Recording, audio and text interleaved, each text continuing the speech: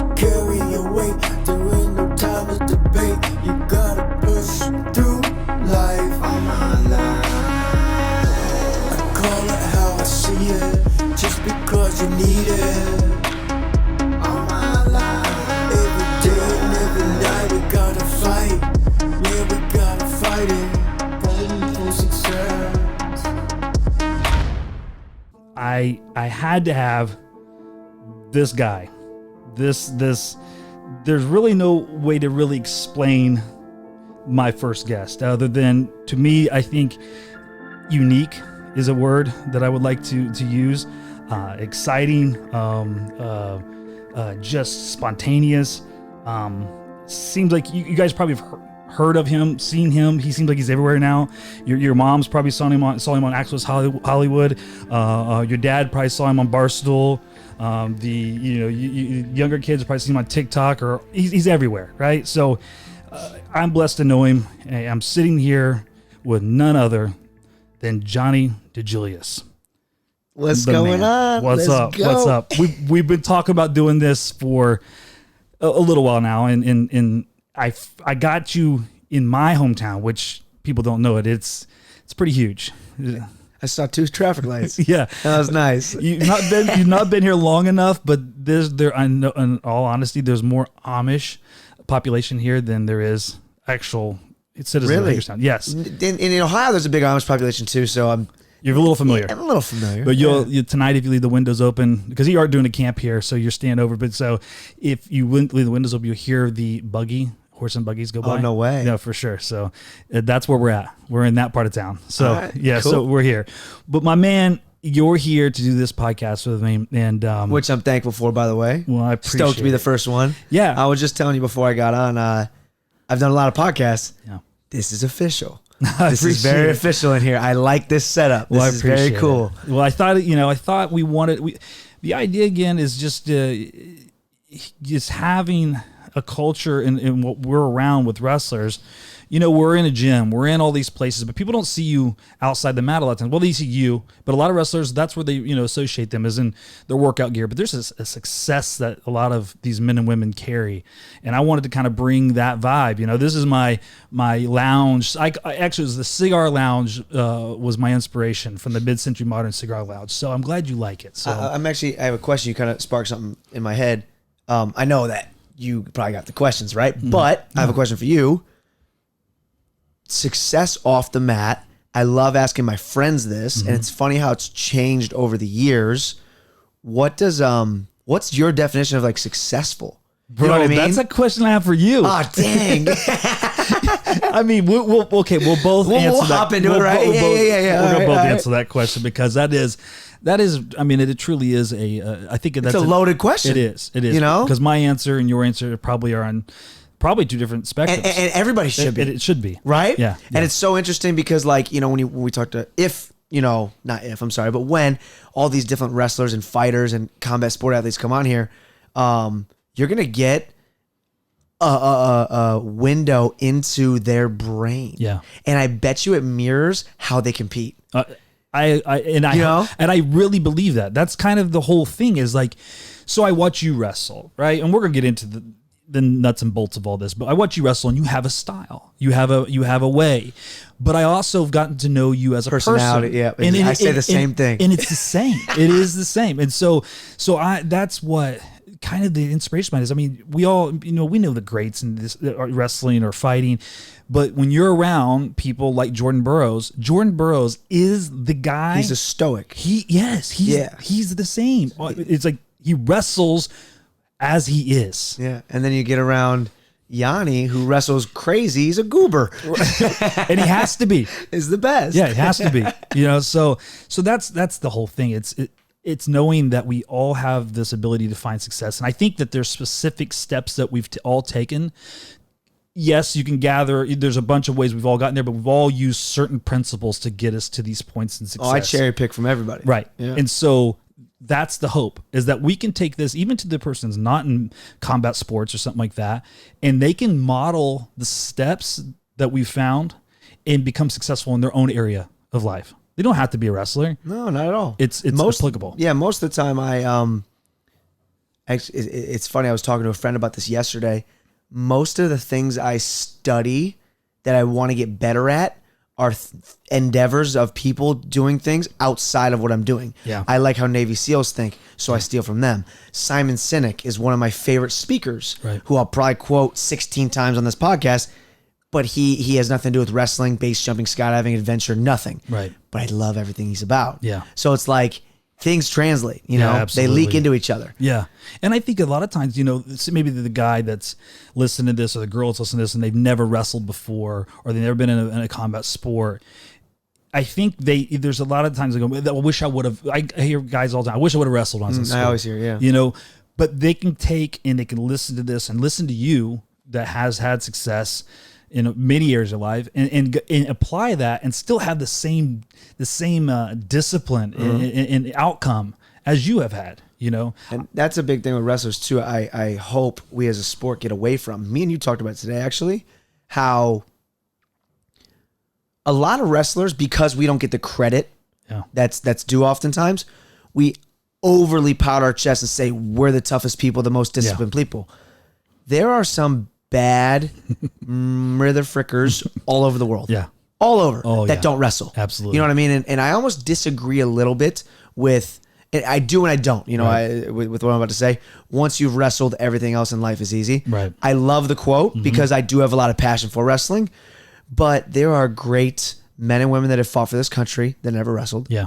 There are great firemen that have never wrestled. There are great mothers who have raised unbelievable kids who have never wrestled. So while wrestling is a great tool to success, I don't think I want to be aware enough that I'm blessed to have it, but I respect everybody's path that has never wrestled also. for sure. I don't think I'm better than anybody because I have this sport that I'm so thankful for, Right. you know? Yeah. And what we talked about today is we said the word that nobody talks about in wrestling. We said basketball. And we love basketball. I love it. How many wrestlers hate basketball Yeah. though? It's the joke, right? You know? No, I love it. I love it. Yeah. I tell my wrestlers that every year. I'm like, I'm not gonna be the coach that tells you, oh, basketball, this, and I say, I actually love the sport.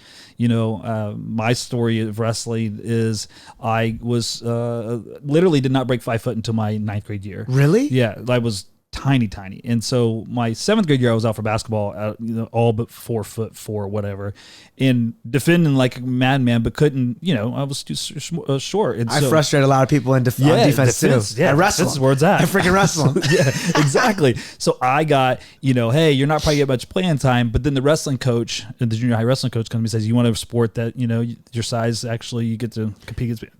That is the cool thing about wrestling too. Yeah. Like a lot of sport, and this is me sounding probably biased, right? Which I do love, wrestling. of course. So I am. But there are so many sports that you get recruited for without even seeing your talent yet. Yeah. It is cool that wrestling is like you get what you put in. Absolutely. It is cool. No, for sure. It is cool. Well, there's so much I want to get to. With I know. that. I'm getting stoked. Yeah, I know. I'm getting fired up. We're getting. I'm getting fired up. Yeah. So I'm going to just start off and just going to ask you just a couple questions and about the sport of wrestling. Yeah, hit me with it. Let's go. And then we'll go into so first, just give me a little bit of your background, your accolades, let's say, for wrestling. So, story how I got into it? Yeah, or, let's start with the story, get okay. into it, and then we'll go from there. I got it from my mama. Okay, That's what I got, So my dad played baseball in college. He played at Cleveland State. And I grew up as the biggest baseball nerd. I mean, I knew everything. I can name you how kids can name all the states when they're, 5 years old, and that's impressive. I was like, I can name every Hall of Famer, all this stuff, right? Wow.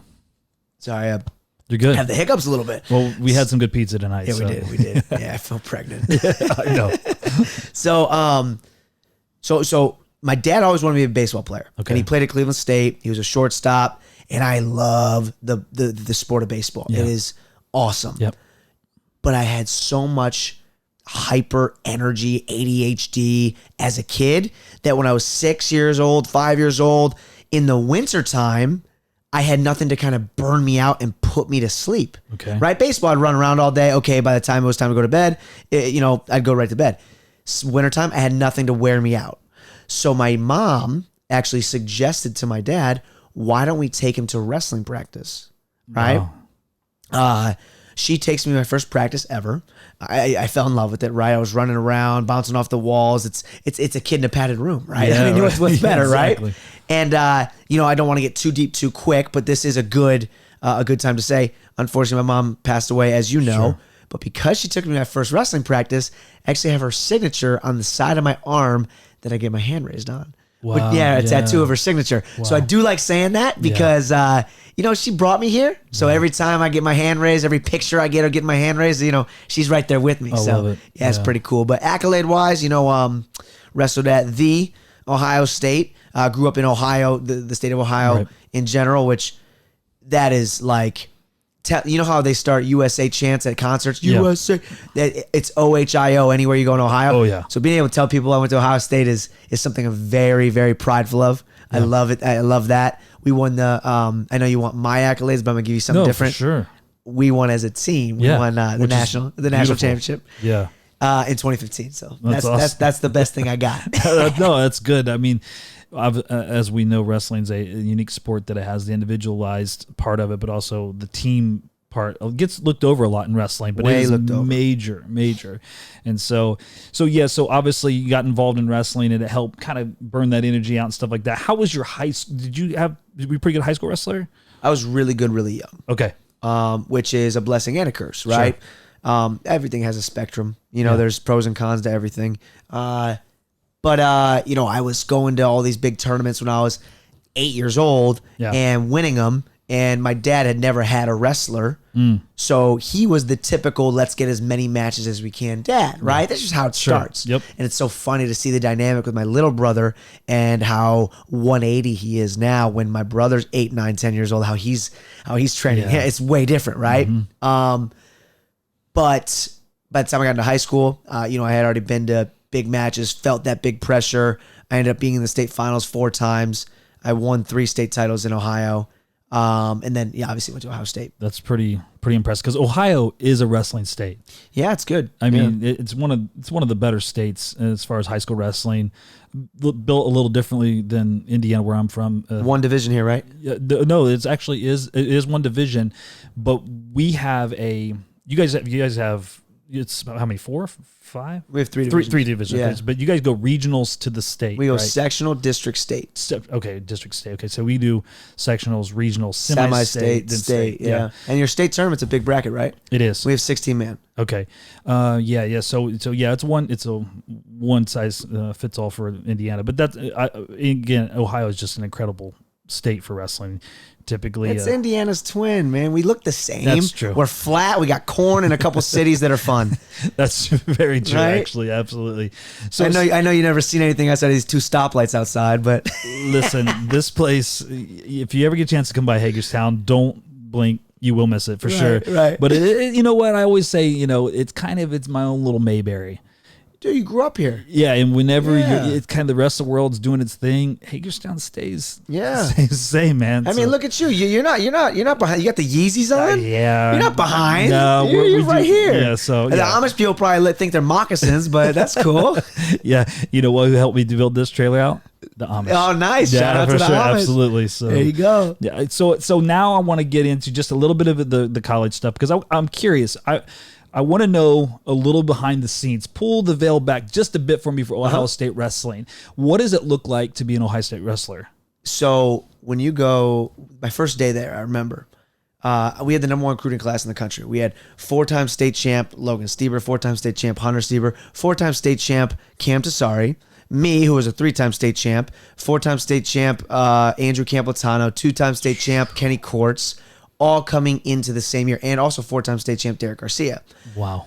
We all showed up as the same year. I'm sorry, Logan was a year ahead of us, but he skipped a year. Okay. Right, so he was technically our grade, but Right. whatever. So we sit down in this auditorium, day one.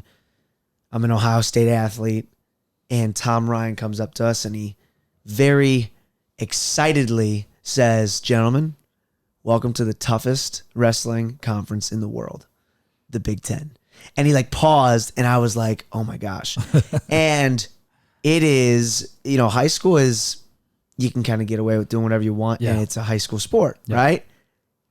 For anybody listening out there that is constantly like, oh yeah, I mean, hey, listen, I could have wrestled in college and I could have done this and blew my knee out. Da, da, da, da. I want you guys to understand this is as serious as it gets. Yeah. I mean, it's a 40-hour work week, you know? Yeah, What for you're sure. doing, and it's not just wrestling. It's how you represent yourself. It's totally off the mat. It's how you carry yourself. You're a man for others. There's so many things instilled in you that are outside of wrestling that we don't even think about. And how they bleed, like you say, into other areas of your life.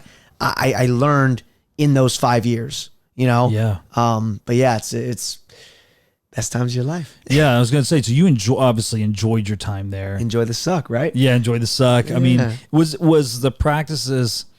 I mean, obviously based on Miserable. high school, they're miserable, right? Yeah, You know, you can go very hard junior high, high school. It's funny, you give more when you're in junior high because your body can put up with more, right? Right. But I mean, there's times where in Ohio State, I cannot believe I just went through that practice. We used to run the horseshoe, the entire upper stadium or the upper deck of the football stadium.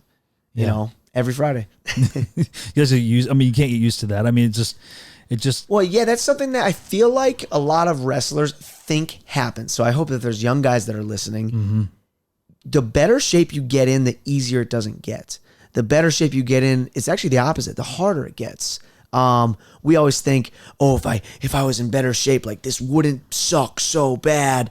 No, if you're in better shape, you can go that much harder. Yeah, right. That's true. So it's gonna suck more. It's just your willingness to put yourself into that place. Yeah, you could do it a little better. You know, that's what it is. So that makes sense. I mean, yeah, it does get harder. I mean, for sure. But and then at that level, because I think that's another thing from high school to college, and probably even to the next step, the international level and things like that. You are in a high school room. You might have a good room. You might have a couple good guys, but in college, especially something like Ohio State, every guy in there, you said, I mean, they're all hammers. There was one day, right? There was one day that I was a freshman. I probably went like, not including the other freshmen, I probably went like 2 or 3 weeks without getting a takedown, right? My first year, right? Now, if I wrestle other true freshmen who are just coming out of high school, Right. yeah, I can, get those guys. But there was one day that we were going live and we were going like minute goes or 2 minute goes. We used to change partners every time. So you could do a lot of partners at once, probably like 10 partners in a row. And I remember specifically, I started with Logan. Okay. Right? Logan Stever. Yeah. Oh, yeah. I then went to Henry Cejudo, and then to Angel Escobedo, and then to Reese Humphrey, and then to Hunter Steber, and then to Cam Tassari, who was an All-American that year. And it was bang, bang, bang, bang, and then to Sean Bunch. It was unbelievable. It was unbelievable. Oh my gosh! I mean, I built their confidence. That yeah, day. that was that was my role. Yeah, yeah. Wow, though. I mean, that's an all-star lineup. Yeah, it's it was incredible. It was awesome. But you need people that kick your butt. You need some people that you'll kick their butt though. Sure. And you also need somebody you'll compete with. Yeah. Compete with meaning if I come in and maybe I'm not feeling it, he gets me. If I come in and I'm feeling myself, I get him. You need somebody that you game up for. So, that way, you don't plateau. Sure. I used to go with Nathan Tomasello a lot. And I used to think, the wrestling mentality, you only go with people that will beat you. And Nate was a little bit better than me style-wise. I struggle with short guys. Okay. Short, stocky, hard for me to get underneath them. So every time I went with him, he would, he'd get me a little bit. And I would get really frustrated. And I kept thinking I had to go. And what ended up happening is I did less offense. Okay. I started wrestling closed up, not to lose and whatnot. And then I started saying, you know what? I'm going to go get my confidence back, go with some guys that, I can open up on a little bit, really get after it. And I went with them for a few weeks. All of a sudden I came back to Nate and I'm starting to, really take him down and I was looking a lot better, feeling a lot better because that confidence was there, Absolutely. Makes So sense. it's funny how that works. You need somebody that'll beat your butt, somebody whose butt you'll kick, and somebody who you'll compete with at a very high level. Yeah, I like that. And there's obviously I want to get into what wrestling taught you, but I think I was going to say in real life too. You just need that. in just life, I think Somebody that'll yell at you, somebody you can coach, and then somebody that you can bounce ideas off of. It's the same concept. Yeah. Right? It just all translates. Yeah, I like that a lot. That's really good. Because I was going to ask and see which partner was yours, but you just kind of went through it. Like, hey, this is Tom. Nate was my guy. Yeah. Thomas Ella was your dude. Nate was my guy. My warm-up partner, that was my freaking guy. That's good. Yeah, I mean, not much of a better guy to have in the room to. Off the mat too. Yeah, really. He if I followed him around and did exactly what he did, there's no chance I would be a couple-time national champ. The guy lives a lifestyle of excellence. Wow. He goes to bed. Every thought he makes is, how is this going to make me a better wrestler? I mean, he was invested. I remember one time I said to him, I said, what's your Achilles heel? Like, what's your thing? I asked him, and Nate said, kids in college, right? Some kids would be like, oh, I go out a little too much, or oh, I stay up late, I play video games. And you know what he says to me? He goes, sometimes I eat ice cream. That's what this guy says. Sometimes I eat ice cream. Oh, man. So are you kidding me? He's on another level, for sure. Yeah. But, I've had a chance to meet Nate, and he again, that's the type of wrestler is. That's the type of person he is. It's just consistent. Exactly. But again, that's why he had the success he had and looked the way he looked. That's who he is. He fit the eye test. Absolutely. For sure. So going back into the idea of wrestling and just learning it at an early age, what are some of the basics that you learned early that helped you kind of propel you into the wrestler you are and as the man you are? So it's funny how the progression of thought, I guess if that's a term, progression of thought works, right? Yeah. I keep having these hiccups from this water. I don't know why. It's all good. The progression of thought in the sense you think a certain way and that's the right way to think. And then all of a sudden you get really, really good and you realize that the original way, you like come back full circle kind of thing, right? So when you first start wrestling, you do it for fun. You get really good. It's time to win, right? It's time to free. And then you get really, really good. It's all about having fun. Gotcha. It's funny how that circle goes, right? Yeah. And there's so many people who are just starting to realize, like, wow, I'm really good, that are still in the winners win mentality and not in the, hey, I'm going to win if I focus on having fun. Yeah. And it's just how that evolves and how it snowballs is very unique. And we can get into that more. I'm cherry picking from Travell and Kyle Snyder a lot right now. Oh, it's okay. Yeah. Two guys are incredible. I probably cherry pick from them all night. Yeah. But, I wish I could manifest more stuff, but I am a thief. I steal from everybody around me. I just happen to vocalize it very well. But I'm blessed to be around so many incredible people that I take things from. Sure. You said something earlier today. Remember I said I'm gonna steal it. Yeah. Remember that? And it's just that, and I will forever. Yeah. And but yeah, so things I learned when I was young. There's so many more deeper. I know that. Sorry. It's okay. Ohio State. It's not Harvard. Yeah. But there's so many deeper things than just, hey, if you work really hard, you're going to achieve anything, right? That's base level stuff you learn in wrestling. I learned what to value. Okay. If I chase the outcome, hey, I want to make $1 million, I might make $1 million. If I chase the best version of myself, though, right, that might be $10 million. That might be $100,000. I have no idea. Right. But that's what I want. And in wrestling, we oftentimes do things just to win. So if I had a magic 8 ball, I shook the magic 8 ball and I said, hey, if I eat this pizza, will I still win this match? And the magic 8 ball said, yes, you're still going to win this match. Most people will just eat the pizza. Yep. Hey, this won't affect me. I'm still going to win, because all they want to do is just win. Mm-hmm. If I shake the magic 8 ball, I don't even have to shake the magic 8 ball for this next question. Ready? If I eat this pizza, will I wrestle the best Johnny DiJulius can wrestle? We know the answer is no. Yeah. That's what I'm chasing. And that's what wrestling has taught me. What's the best product I can put on this mat? Yeah. Right? So it's not just about just winning. Yeah. Let's see what the best me can be. Yeah. Right? And we know the choices to make. And wrestling just really helps you become honest with yourself, who you are. And Travell says it the best. There is no better way to to put yourself in this type of thought, frustration, stressful environment that will prepare you for real life. Yeah. It's the best one, you know, and I'm so thankful for it because there's so many things I've dealt with in the real world that I wouldn't be able to deal with without wrestling. Yeah. And I think, we definitely need to segue into that here in a few, because I want to, might as well just actually do it now, because Hit me with it. you're talking, about, embrace the suck and the David Goggins version and attacking our zeros, what we call it in our room. But with wrestlers, we know that there is this chosen suffering that we have to. Nice term. Yeah, I heard that from somebody today. I was trying to, that's still it a little bit.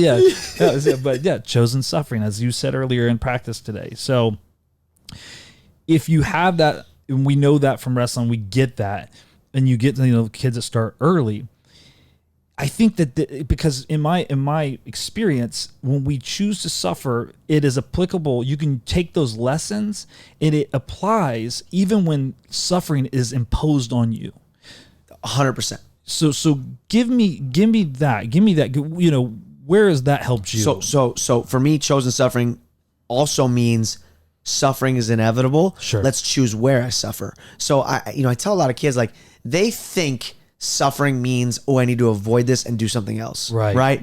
Unfortunately, suffering is going to be in everything we do. Yeah. If I want to be a YouTuber, a form of suffering I'm going to have is I'm going to be humiliated at school. I'm going to get made fun of. I'm going to get bullied. Oh my God, your stuff sucks and whatever, right? Oh, you're a tryhard. If I want to open a business, I might have debt. I might be away from my family. There's so many different forms of suffering that are out there. Wrestling's form of suffering just happens to be extreme discomfort. Yeah. Extreme discomfort, whether it's mental discomfort, physical discomfort, cutting weight, whatever. We all have felt that in wrestling, right? Now, if suffering is inevitable, I might as well choose to suffer for something I love. Right. I love the metaphor of a relationship because I'm able to go through the suck of a relationship for someone I love more than someone I just like. Right? Yeah. Love is everything. Sure. It's everything. Sure. I love wrestling. I'm willing to embrace the suck for it. Right? I do think it's very hard to embrace the suck. Sometimes when you're a little too selfless. Right. So contrary, I think a lot of people have words that they think are dark words that I try to spin a positive light on. For example, guilt or grief or even the word selfish. People think selfish is a very bad word. Oh, you should never be selfish. Sometimes as an athlete, we need to be. Sure. We need to be selfish. And what I mean by this is if I'm only wrestling and doing something I love for somebody else, if I'm doing it for my dad, if I'm doing it for, and this is the most common one, the opponent next door, I'm doing the extra rep because the guy does, that is an external motivator. That external motivator could unfortunately be changed at any time. Yeah. My dad could die. Should I still do the extra rep? Yeah, I probably should. Right. That kid next door, that's my biggest opponent, could quit wrestling and break his leg. Right. Should I still do the extra rep? Yeah, I probably should. So that selfish word I was talking about, I should do that for me. Yeah. Because I love what I'm doing. Yeah. Right? Love is an internal motivator that will never change. It's the most powerful force on earth, as you know, right? Yeah, I mean, absolutely. you know 100%, especially through your faith, right? Yep. Love is the most powerful thing in the world, and I'm going to steal something from Dylan Palacio. That's my guy, right? He always talks about motivators as a fire. I'm burnt out. I'm fired up. Metaphor.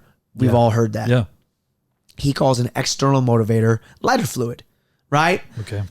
Some adversity happens. Someone dies. There's a car accident. We've seen people hit 3-pointers, 6 times in one game. He get it again. Brett Favre, right? Or I think there was a story about Brett Favre. Something happened, and his dad died or something like that. He's throwing one. He's having the best game ever, right? A lighter fluid will do what to a fire for a few seconds, right? For a second. Yep. It can never be your flame. Yeah. An external motivator can never be your flame. It's good. Lighter fluid can never be your flame. Love has to be the thing that we can fall back on. Now, at times, I'll rely on an external motivator. Sure. Oh, I don't want to be at practice. Oh, you know what? Tomasello needs me today. Okay, I'll latch onto it for a time here and there. But you can't make that every day. Yeah. That makes a lot of sense. I like that a lot because you're right. A lot of times it is, we look at these external things to try to We drive rely us. on them too much. Yeah, for sure. Can't rely on only those. Yeah. And then that internal, like you said, that love, that passion should be what's, driving us. So with that being said, obviously we get these reps suffering. We get these reps, going in there and doing things we don't want to do. But as you said, we grow internally to be this thing that can endure and achieve even in the midst of adversity. So, obviously you mentioned it earlier, you losing your mother and things of that nature.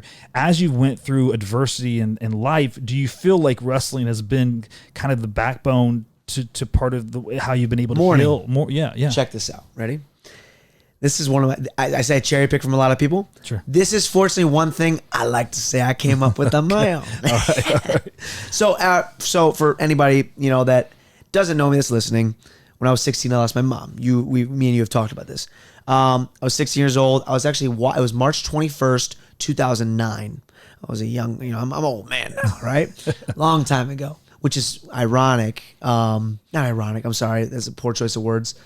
I remember walking into school after this happened, and this teacher came up to me. A million teachers do, but one teacher specifically, Mr. Howison, English teacher, sophomore year, said, "Hey, if you ever want to talk, I'd love to talk to you. I lost my dad 10 years ago." And I kind of in my head laughed at him. Like, "You're not over it? It's been 10 years, bro." Right. Right? Yeah. Dude, it's been 13 years. It feels like yesterday. Yeah, for sure. It's freaking crazy. Yep. Like, it literally feels yesterday. Like, I am this much ahead of where I was, getting over it 13 years ago. It's unbelievable how fast it goes. Yeah. Now, back to your question. I apologize. I do that a lot. No. I do that a lot. No.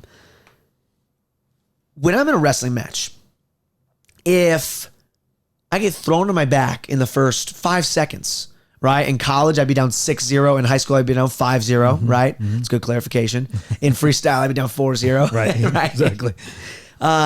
If I get thrown on my back in the first 5 seconds, I would never be trained, and no wrestler would say, "Why me?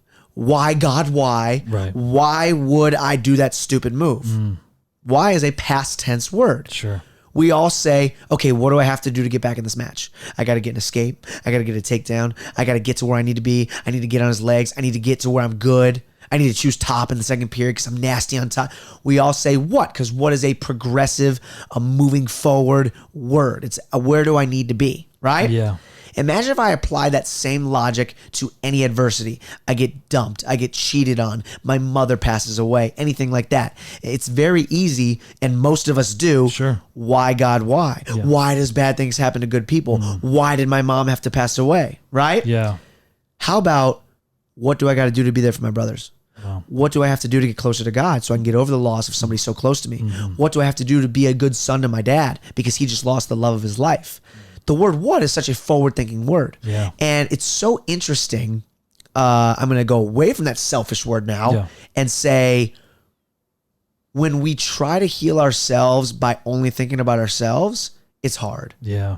When you help other people, you get healed. True. It's the strangest thing that happens, yeah.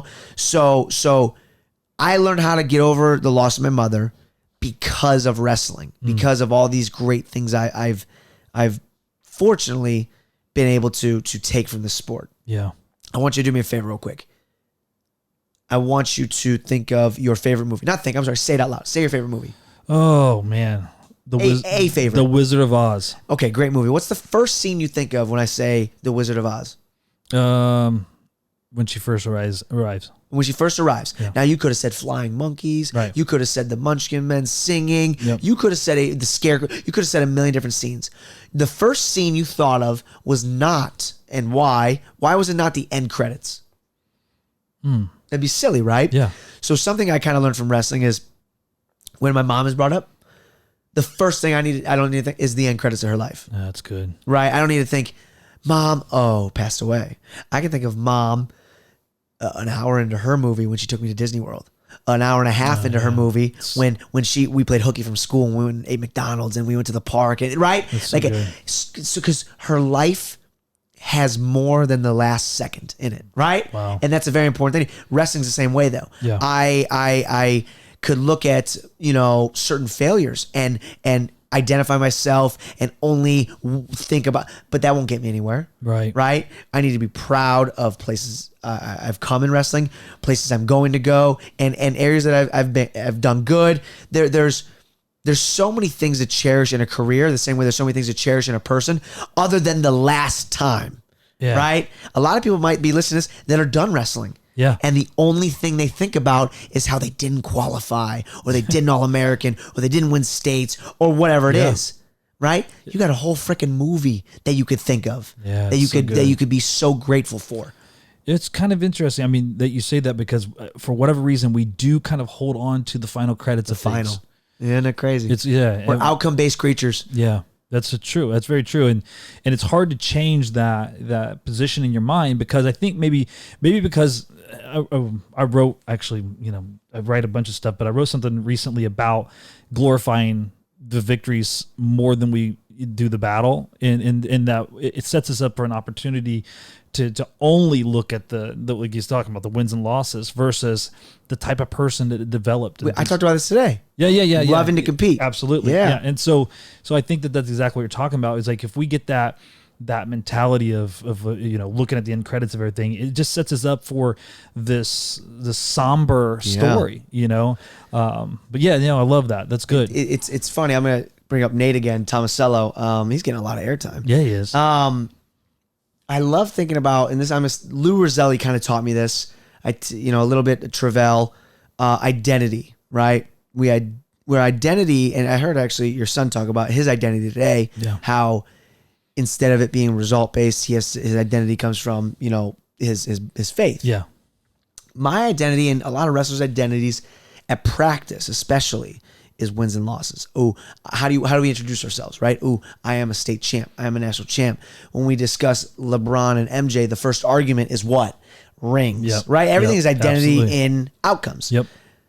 We are much more than just our outcomes. Yeah. Our outcomes do not make up who we are. But as wrestlers, we go to practice. Not just wrestlers, any sport probably. We go to practice. If I beat Nate that day at practice, it's very easy for me to go home, pout my chest, and feel really good. The win doesn't come home with me, though. Right. What goes home with me is the choices I made leading up to that win, and then flip the script. If I lose, it's very easy for me to take practice home with me, be pissed off, punch the door, go to bed early, and be in a bad mood. Oh, yeah. The loss doesn't go home with me either. Right. Here's what does go home with me. This is one of my favorite things I think about, and I had to rewire my brain after college to think this. Okay. If I'm wrestling Tomasello and I win 2-1, we go 3-minute go. I win 2-1. I take a shot off the first 5 seconds. I sneak a takedown. And for the next 2 minutes and 55 seconds after he escapes, I play it safe. I do zero risk. I thumb block. I get exhausted, and I give not. The win doesn't go home with me, even though I won 2-1. Right. What goes home with me is I'm not a risk taker. Yeah. That's part of my identity now. I am somebody who, when it gets tough, I don't go after it. I don't grit my teeth. I try to stay away from discomfort. I try and avoid discomfort.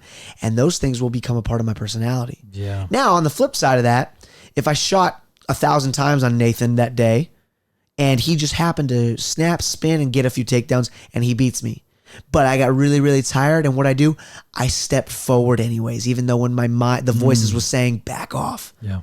What goes on with me? I'm a tough dude. Yeah. I'm somebody who puts it on the line, and those things become a part of my personality. And the best part is every single day as wrestlers, we get to start over and do it again. Yeah, that's so good.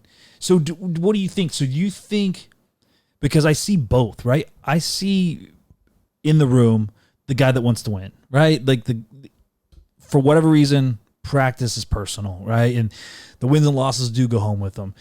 Do you think that is, because I obviously we talked about, every experience you have is your personal experience, that everything is happening through you. Your presence to me is just a reflection of who I am, and my experience with you is based upon who I am versus who you are, because at the end of the day, I'm seeing in you what I see in myself. I like the things that you like, and you like, and it really, it's based upon me. So if I got this kid that's going, I'm in there wrestling, I'm going hard, and I want to win, I want to win the match. I lose. I go home. I'm mad, like you said. What's the difference? How do you flip that switch? So there's pros and cons to everything, right? Sure. There's pros to me saying, don't bring practice home with you. I think, you value the right things. But there's also cons to it because sometimes you maybe don't have a sense of urgency to win as much. Yeah. On the flip side of that, if you are the most competitive, stubborn, in the most toxic way type of wrestler, there are good parts of that. But then there's also drawbacks as well. So I think instead, Bryce Meredith always tells me this, it's not it is or isn't. The phrase is it is and isn't. Everything's a spectrum, right? Yeah. So I think there's good things we can cherry pick from both those types of athletes. Okay. And also toxic things that we should avoid Yeah. from both those types of athletes.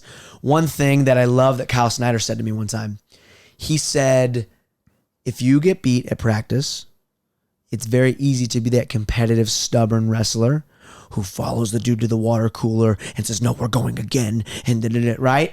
Because we just want to win so bad. That is a good thing to have, right? Yeah. Yeah. You know what he does? He practices staying pissed off. Meaning, if you could only wrestle somebody once at a tournament and you lose and you're pissed about it and you have to go home and you have to live with that, wrestle the guy one time at practice. And if he beats you, he got you. And you got to go home with it. He would do that to kind of like work in his mind, I better get it this time. And it's such an interesting way of thinking. Sure. And I love that he took a little twist on how wrestlers are like that. Yeah, Instead good. of following so-and-so to the water cooler in between goes and saying, no, I'm going with him again. I got to get my lick back. Yeah. Yeah. What he said, I'm so fuming right now and I can't chase him down. It's such an interesting way to think. It is good. Yeah. So were you, going off of that, were you a wrestler that wrestled mad? No, never. Never. I think anger is great for about 10 seconds. Okay. I think you get very burnt out. Yeah. I wrestle not fearful, not angry. I try my best to wrestle excited. Okay. I think excitement is a very good. I think hope is pulled from fear. Ooh, I hope I win. I hope I don't lose. It's very outcome based. I think excitement is pulled from love and passion. Like I said, it's the most powerful force. There's a difference in, ooh, I hope I win, versus, ooh, let's see what happens. Yeah. Right? I'm willing to put more into my wrestling if I say that. There's a great quote. The man who loves walking will walk farther than the man who loves where he's going. If me and you are going to walk across the country and you love sunny California, you love palm trees, you love the ocean, Yeah. but I love walking. Yeah. We're going to get midway through the country and your legs are going to hurt and my legs are going to hurt. The voices are going to be talking. They're going to say, go rest. But I love walking. Yeah. You just love where you're going. I'm going to walk farther, right? So as corny and cliche as the process and love the journey quotes are, there is so much truth in corniness. Sure. So I try to put my value on those, and hopefully, I know hope is pulled from fear, but for lack of a better term right now, the outcomes will take care of themselves. Sure. A byproduct of a lot of effort usually is a good outcome. Yeah, that makes sense. A lot of sense. Now, you just said something there I kind of want to dive into a little bit of your thoughts on it. You said that hope is, you say it's pulled from fear?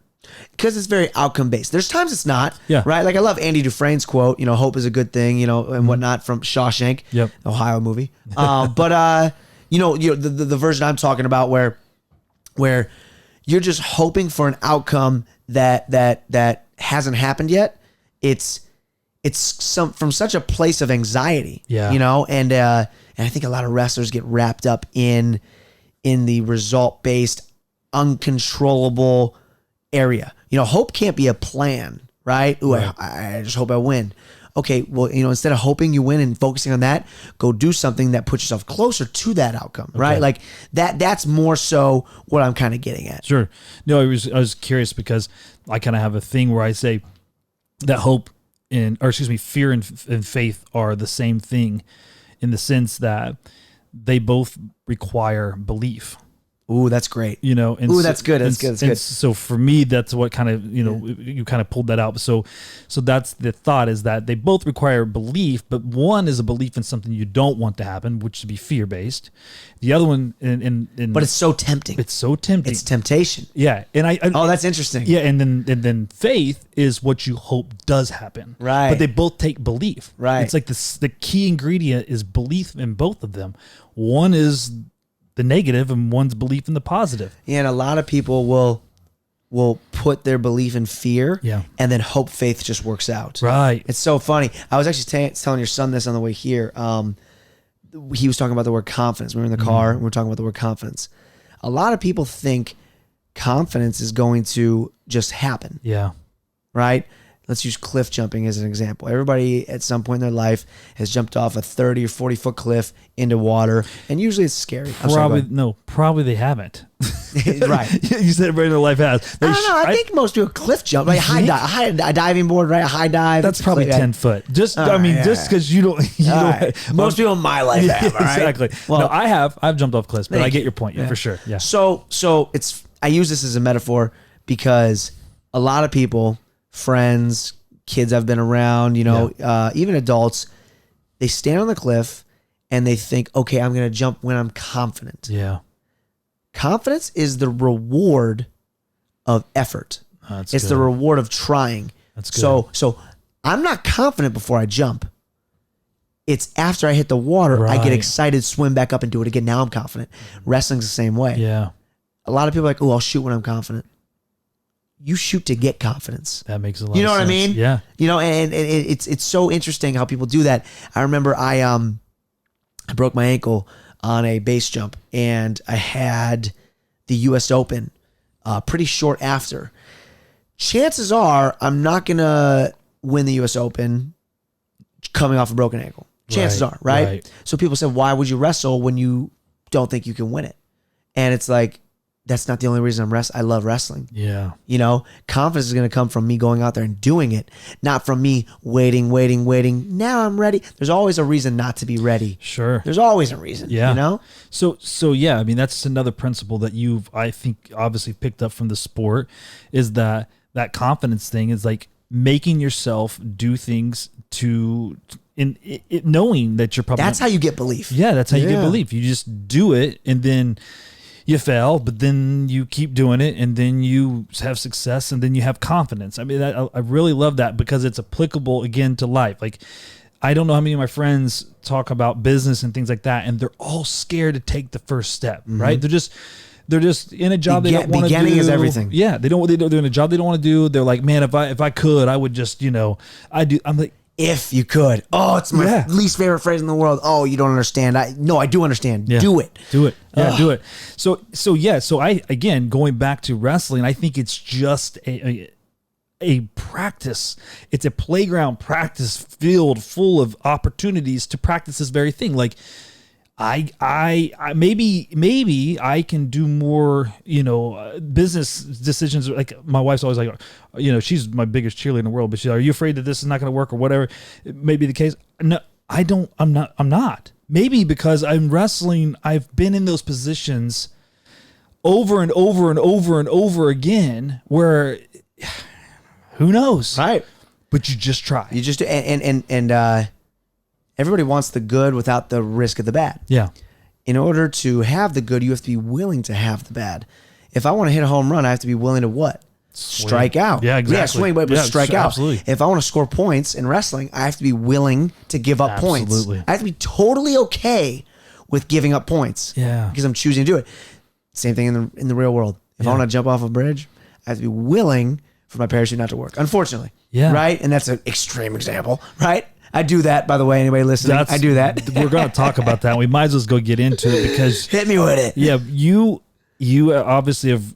And when you were introducing me, you used a lot of words. I thought you were going to say idiot because that's there. It's there. But again, in order to have, I guess, I would say wisdom, you have to be willing to be crazy, of it, and again, I watch a lot of your stuff and I've watched everything you do because it's overwhelmingly interesting to me, but it's kind of the vicarious. I'm living vicariously a bit through you, if I'm honest, because you've done a lot of things that most humans say they won't. Yeah. You know, and I think that's a beautiful thing.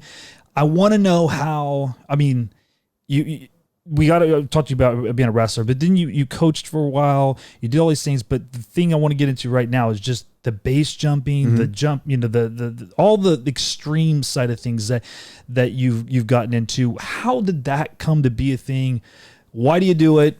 You know, give us a little insight. So I remember being a kid and my mom went skydiving. My mom was the reason for everything. Dude. Right? Yeah. Yeah. She did a tandem jump. Actually, you want to know something? I've never told anybody. What's that? I've never told anybody this. I'll get back into Sure. This is skydiving based with my mom. My mom died when I was 16. Mm-hmm. She went skydiving, you know, maybe, let's say I was 10, right? Okay. 10 or 11. I don't know where. There's probably like 10 to 12 different drop zones in Ohio. She could have went to Pennsylvania, which is only, you know, an hour away, 90 minutes away. I don't know where she went. I was 10 years old. She goes skydiving. When I turned 18, my dad said, what do you want to do for your 18th birthday? I've never drank in my entire life. I know you can't drink when you're 18, but some kids party. Sure. I've never drank. I never smoked. You're still not old enough to go to casinos, whatever. So my dad said, what do you want to do? I said, you know what? I'm 18 now. I got skydive. Let's go skydiving. It was just one of those things I said, hey, let's just try it. Yeah. Right? I like to think, everybody likes to think of themselves as, oh, I'm adventurous. You know, especially when you're young, I'm invincible. So I said, let's skydive. For some reason, when someone asks me to tell them the story of my first skydive, when I tell them, I say, oh, who was there? And I daydream about it. Okay, who was? So sometimes our minds fill in details, right? Like if I say, hey, what color was that fence outside? It might not be white, but your mind just puts to make sense, right? They say something like 60% of your memories are made up. Yeah, it's made up, right? Yeah, it happens all the time. So when I think about my first skydive, I was telling somebody like, oh yeah, you know, it was my buddy Tim. My dad was there. My mom, and then I was like, wait, my mom died 2 years before, but for some reason, so vividly, I remember her there. Like so vividly. Whoa. It's the weirdest thing. It gets weirder. About 5 years after my first skydive, I told the owner of that drop zone, her name is Sherry. She's actually the president of the United States Parachute Association. She was. I told her my mom had gone skydiving in the past. She knew my mom's story a little bit. And she goes into her computer and looks up. Yeah, dude, it's weird. It's weird. It's weird. She looks up if there was a Stacy DiJulius that ever jumped there as a tandem. A picture pulls up. They have some kind of like system where she was able to go through her video file, and she walks into the place. They have jumpsuits for all the tandems. Uh-huh. She still had the jumpsuit my mom used that day that she rented. Way. Freaky, right? Wow. I'm not like, when people tell me stories like that, I'm like, I roll my eyes. What the heck? Yeah, dude. So the same place that you... Same exact place. Saw the jumpsuit she used probably 10 years, 12 years earlier. Weird. Super weird, right? That's very weird. Yeah. But anyways, I went skydiving when I was 18 just to go tandem, which means go strapped to somebody else. Which I loved. So I went tandem again a month later. A few months after that, I did tandem again, and somebody said, dude, you've been tandem 3 times. You're wasting your money. Take the class, go alone. So I said, okay, it's a 25 jump class. You go alone all 25 jumps. However, somebody is kind of holding you stable. You're learning how to fly your body. There's a whole progression to it. It's not just a roll in the dice. My parachute worked. There is as much technique as there is in anything. As much technique in wrestling, skydiving, golf. It doesn't matter, right? A lot of people, my buddies who play golf just as a hobby. I remember one of my friends said, dude, it's the same thing every time for you. It's different for me. It's a different course. It's a different puzzle to solve. It's the same as that. Gotcha. Skydiving, and people don't look at it like that. They just look at it as falling, opening, good. Right? There's so much progression, which everything is addictive because of progression and growth. Oh, that's good. Right. Yeah. I remember one time I was playing this game on my phone, and the second I found a way to cheat the game, I was getting the outcome I wanted every time. I could cheat now. I stopped playing it. Yeah, because the challenge was gone. Right. That's good. Yeah. Skydiving has that challenge, which makes it so much desirable. Yeah. Long story short, skydiving led to other parachute activities, which is base jumping.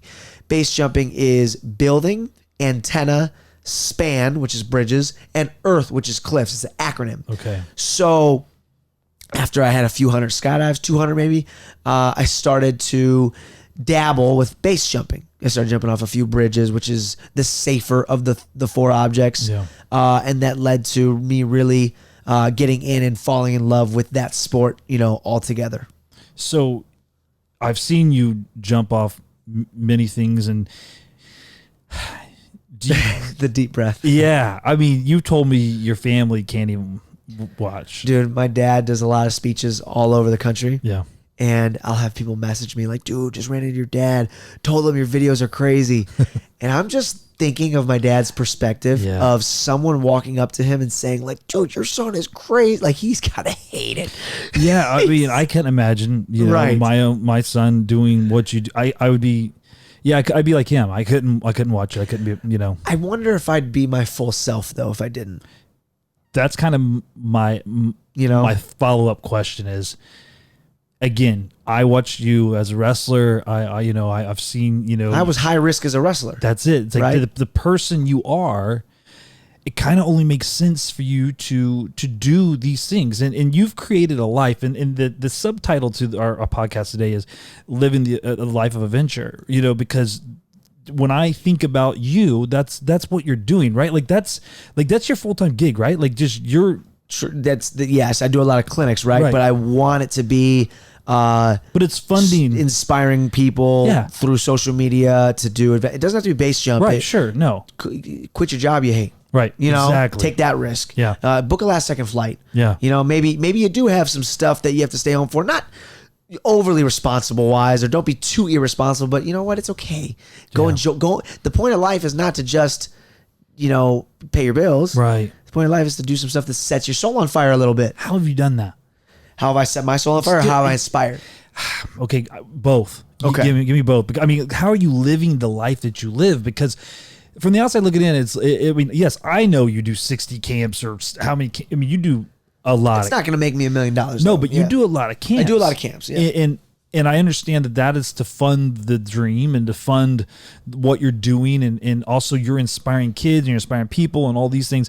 Like, how did you was it always just that's the plan? Like, in no, college? I kind of stumbled into it. No. I didn't become super adventurous till after college. Okay. You know what it is? It's the first time I took a trip without my family. Really? My dad would always take us on family vacations. We were very fortunate. We went to, Europe when I was a kid. We went all over the Caribbean, Mexico, here and there, whatnot, Hawaii a bunch of times. And I remember falling in love with traveling. But I was the hey, I love the resort travel. I wasn't a real traveler yet. Okay. I'm with my buddy Chris Reed. Mm-hmm. I remember I had just graduated Ohio State. Nah, I'm sorry, I didn't graduate yet. I was in summer school, but for lack of, I was done wrestling. Right. It was my 5th year. And he said, let's go somewhere. And we started looking at Hawaii, California, Florida, right? Yep. Accessible in the country. And he is the one who suggested, why don't we do something in the Caribbean? It's as far as Florida. Like, let's just do it. Right. And we booked a flight to the Dominican Republic. We had no plan going there. This is the first time this has ever happened because I've relied on my dad to do everything when I was younger. Plan the hotel, plan the flights, plan the excursions.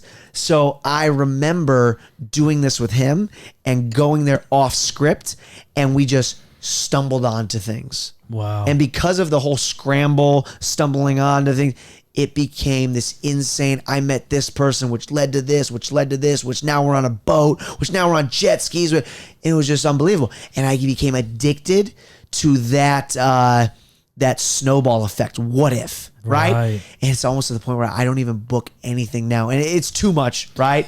Like I said, it's a spectrum, right? There should be a little bit of planning, and I understand that, which is nice when I have like a partner or a friend that I go on a trip with that does a little planning. But I'll go to a place now, like, I won't even look at a hotel till I get there. Oh, I know. I was in Vegas with you. Oh, it's the best. Oh, yeah. That was it. And I literally get a hold of you. I don't know. It's like. It was 11 o'clock at night. Yeah, 11 o'clock at You said, night. hey, where you staying? Yes. I said, we'll see. You said, we'll see. I haven't figured it out yet. And I was like, bro, like in my head, I don't know, a dad head comes on. Right, And I'm right, like, right. hey, man, I was like, I'll get you a place. You were like, no, it's not like that. But yeah, literally how my mind works is what if I'm at the blackjack table, I run into Justin Bieber and he says, hey man, come to my like I literally think like this. But you're I literally think like you're this. the guy that it would happen to. It would. I mean, and honestly, again, I do believe in that manifestation of things, and I believe you've done it. If you believe that stuff, I do think you're more receptive to it happening. Okay, full circle. That's how you wrestle to it, right? Though, like, did you?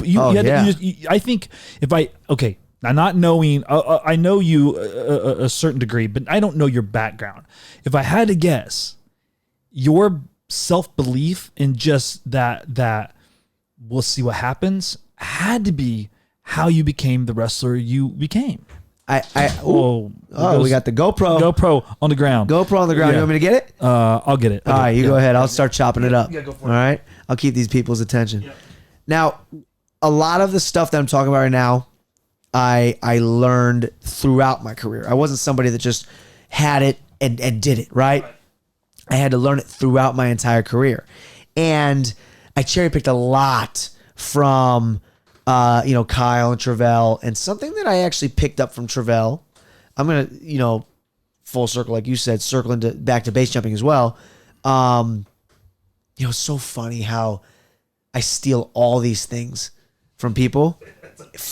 I steal all these things from wrestling, and they apply in the things I'm trying to do nowadays.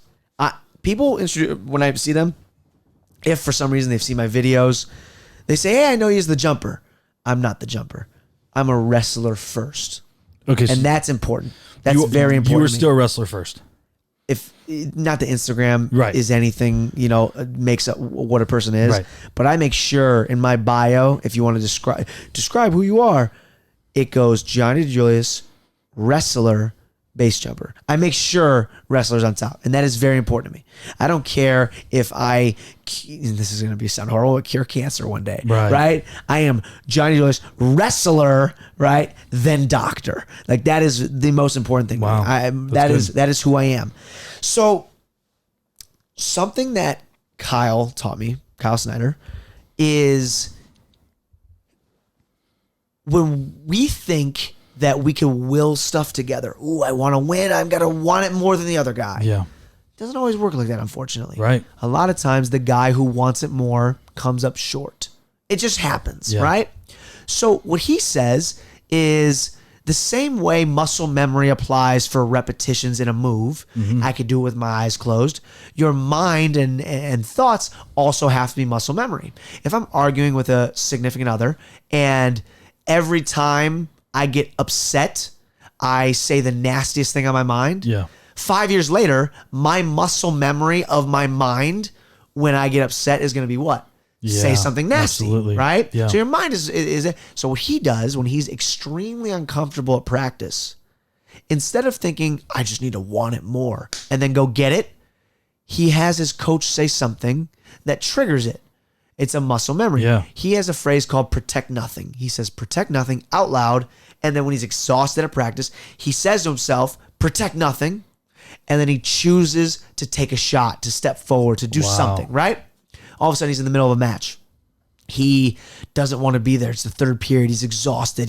The voices are talking. He's uncomfortable. He's in the dark place. He's in the ugliest place in his mind that he's in the suck. Yeah. He's in the suck. And he hears his coach say, protect nothing. Without even thinking about it, without having to will it, his body will only know how to do one thing because he has made that a muscle memory. Yeah. When I stand on an object, when I'm on a bridge, I don't want to jump. You don't want to. It's terrifying. I am overwhelmed. Still, I get teary-eyed right now. It never gets new. Wow. It never gets old. Yeah. I get terrified. I stood on a curb prior to me ever jumping, and I said the phrases, 3, 2, 1, see ya. And I would step off the curb on a street.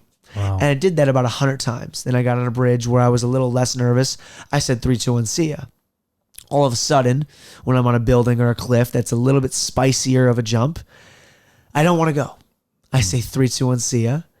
And my body takes over. Muscle memory literally takes over. Wow. And without even thinking about it, I go into flow state. Wow. And it's so interesting how you can make your mind a muscle memory instead of choosing to, I just have to jump now. I don't have to choose to jump. It does it for me. And it's such an interesting concept to me. Yeah. You know, I'm in the shower and sometimes I used to stall because I love the heat.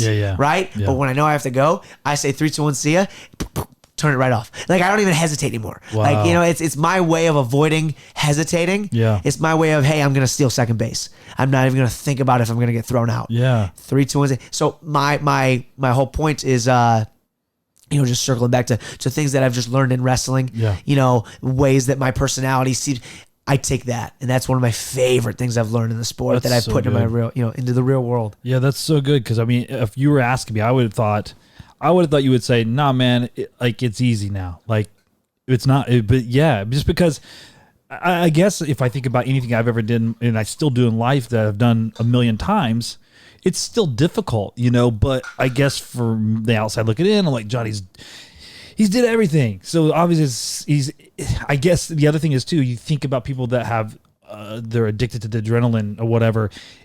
It's like you got to do the hardest, the next, the biggest, or whatever, the next thing. There's that. There's the progression, but it's prior to doing anything, you have uninformed optimism. Yeah. Right? Like, oh, I could do that. Psh, I can. Like, how many people talk about like a street fight? Dude, I'd do that. Psh, I'd win. Yeah. Right? Uninformed optimism. Yeah. All of a sudden, you get put in turbulence. Discomfort is introduced. Yeah. It's informed pessimism. That's the next step. Yeah. And then you have some, ooh, I can do this, right? Yeah. Like eventually, if you keep going. But most people stop at informed pessimism. That's Yeah. when most people stop, right? The hey, I'm gonna run a marathon. Oh, I can do that. You get to mile 4, 5, 6. Oh, I don't know if I can do this. Yeah. You get to mile 12. Hey, I think I can make it. Right. Like that's how most people stop at mile 6. Yeah. When that informed pessimism seeps in. So, you know, when it comes to base jumping, I have informed optimism. I am informed about how dangerous it is. I am aware of how dangerous it is. I know I can do it, but I am very tapped into the reality of what I'm doing. And skydiving, it's funny, skydiving and base jumping are actually opposite. When people look at skydiving, they associate height with danger. Yeah. And from the outside looking in, it's crazy. Yeah. Oh my gosh.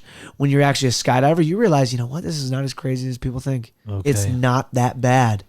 When you look at base jumping, from the outside looking in, oh, dude, that's low. Dude, that's not that crazy. When you get into it, it is skydiving on steroids. It is, oh my gosh, I had no idea it was this crazy. Probably because the room for error is It's minimal. Is that what is skydiving is 1 in 200,000 fatality rate, which is less than a car. Right. If you drive over 10,000 miles a year, I think your fatality rate is 1 in 100,000 or something along those lines. Right.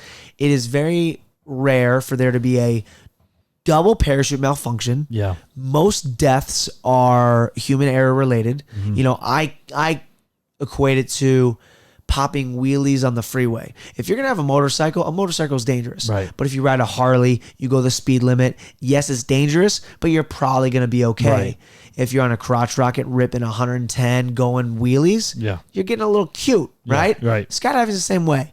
If you follow the rules, you stick to the script, it's going to be okay. You start to try and land in between these two fence posts and you turn real low and I'm trying to get cute and I'm popping wheelies, yeah. right? That's when it gets, you know, a little dangerous. I think there were 13 deaths out of 3 million jumps in 2021 or 2020. I forget which year I looked at. So 1 in 200,000 for skydiving, right? Yeah. Ready for this? Probably not. Base jumping is 1 in 60. Not 60,000. God. 60. Yeah. I wish you wouldn't have told me I'm that. sorry. Wow, man. So yeah, that's a whole nother level. Yeah, it's pretty gnarly. This is I don't even. Ask away. We like the dark humor. I know you want to get dark. No, Let's get dark. I just want to. I mean, the question is just. I know. Yeah. Why? Why? Let's go. Yeah. All right. Have you ever heard of Heisenberg? Not Breaking Bad, but Heisenberg's uncertainty principle. Yeah. I like it. I didn't make this metaphor. I've actually read this metaphor, but whoever it was talks about that as a metaphor. So just, you know, for listeners who might not know what this is, it's in layman's terms, and I hope I'm paraphrasing this accurately, you can't know both an object's trajectory and position at the same time. You either know where it's going or where it currently is. I think that's basically what it is, right? Yeah. So long story short, people use that as a metaphor for if you know exactly where you are and you're playing it safe. Maybe I'm in this job that I don't like, but hey, I can pay the bills, right? I expect my life to be different in 5 years, but it's not going to be. Right? Yeah. And flip that around. I'm all over the place. Maybe I'm living like me a little bit. I'm scrambling on this and this. I'm never going to settle in one place. There is a happy medium to both. Yeah. Right? There's a happy medium. Now, I'm going to use an example. Let's say there's a 20-something-year-old girl, and she just got out of college. She has a marketing degree, but she has a passion for art. Just make that up. She has a passion for art. One day she wants to do her own art, open her own art gallery, appraise art. I don't know. She wants to move to some beach town, have her own little art studio, and sell some art on the boardwalk. I have no idea. That's her passion, though. She freaking loves art, any kind. She's the most creative. But she gets a marketing offer for some BS company that she hates right out of college for $70,000. Yeah. That's great. Yeah. And what do most people say? Oh, you know what? I'm going to take that job for 3 years. Yeah. I'm going to save up. Yep. Then I'm going to go attack my passion. Yeah. Everybody says that. Yeah. It's called the golden handcuffs. You start living that lifestyle. I start driving a car that fulfills that salary. I start living in a rent apartment that fulfills that salary. I start eating at these places. I start hanging with these friends. 3 years comes by.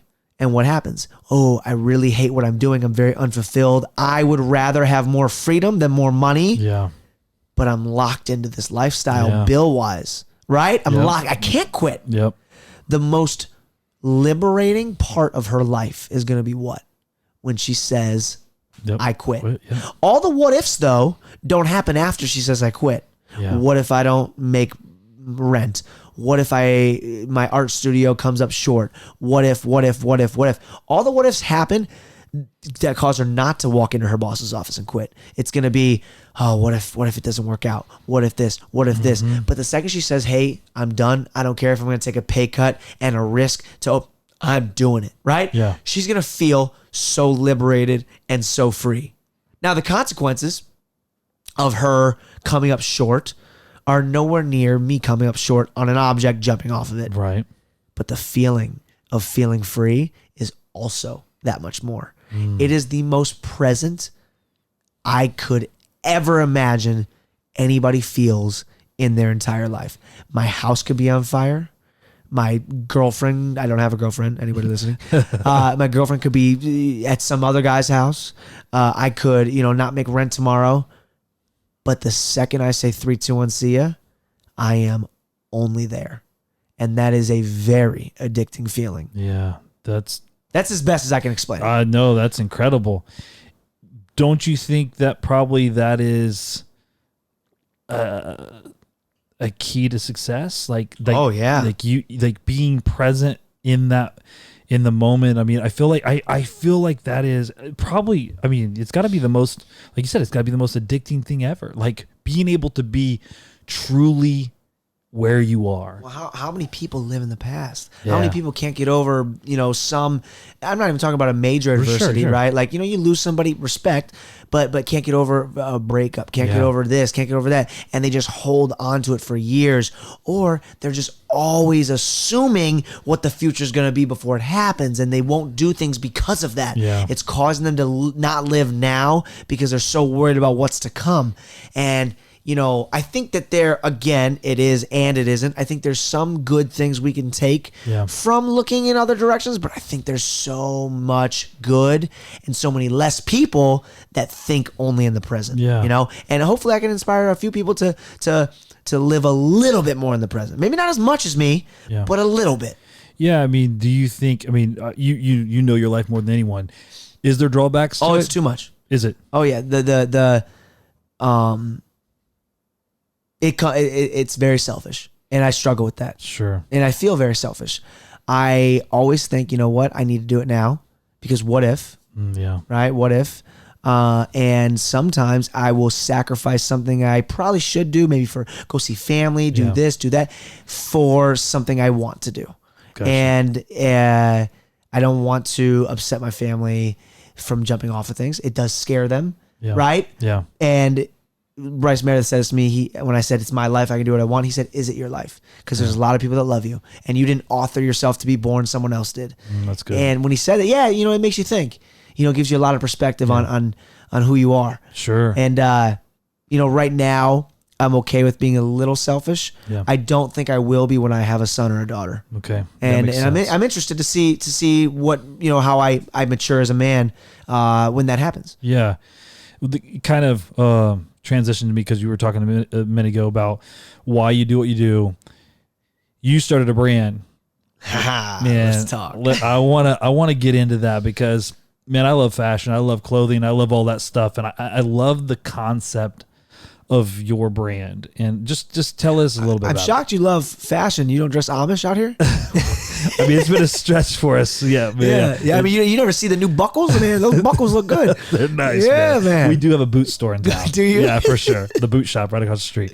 Yeah. Oh, that's awesome. Yeah. They'll never hear this, right? Never. They're not allowed. No, for sure not. If they could, they probably wouldn't be listening to us anyways. No. So, yeah. No, we would have lost them at the first 5 minutes. Absolutely. So your brand. Tell me about it. Give me the inspiration. Tell me where we're at with it. And just, let me have it on the brand. It's so funny how this started. So just, for everybody, my brand is called Live No Tomorrow. I actually own the trademark for the phrase no tomorrow in America, not worldwide, but in America, which I feel like is a pretty common phrase to own. And I was stoked on that. It doesn't mean no tomorrow, go jump off a bridge and kill yourself. That's not what it means. No. Right? Base jumping, and that's basically the only way videos I have to market at the moment. But that's not what it means. What it means is go do some cool stuff. Yeah. Right? Go book that last second flight. Do stuff that sets your soul on fire, chase passions, stuff like that. Yeah. Which is all very important to me. Mm-hmm. Now, how I came up with it. Yeah.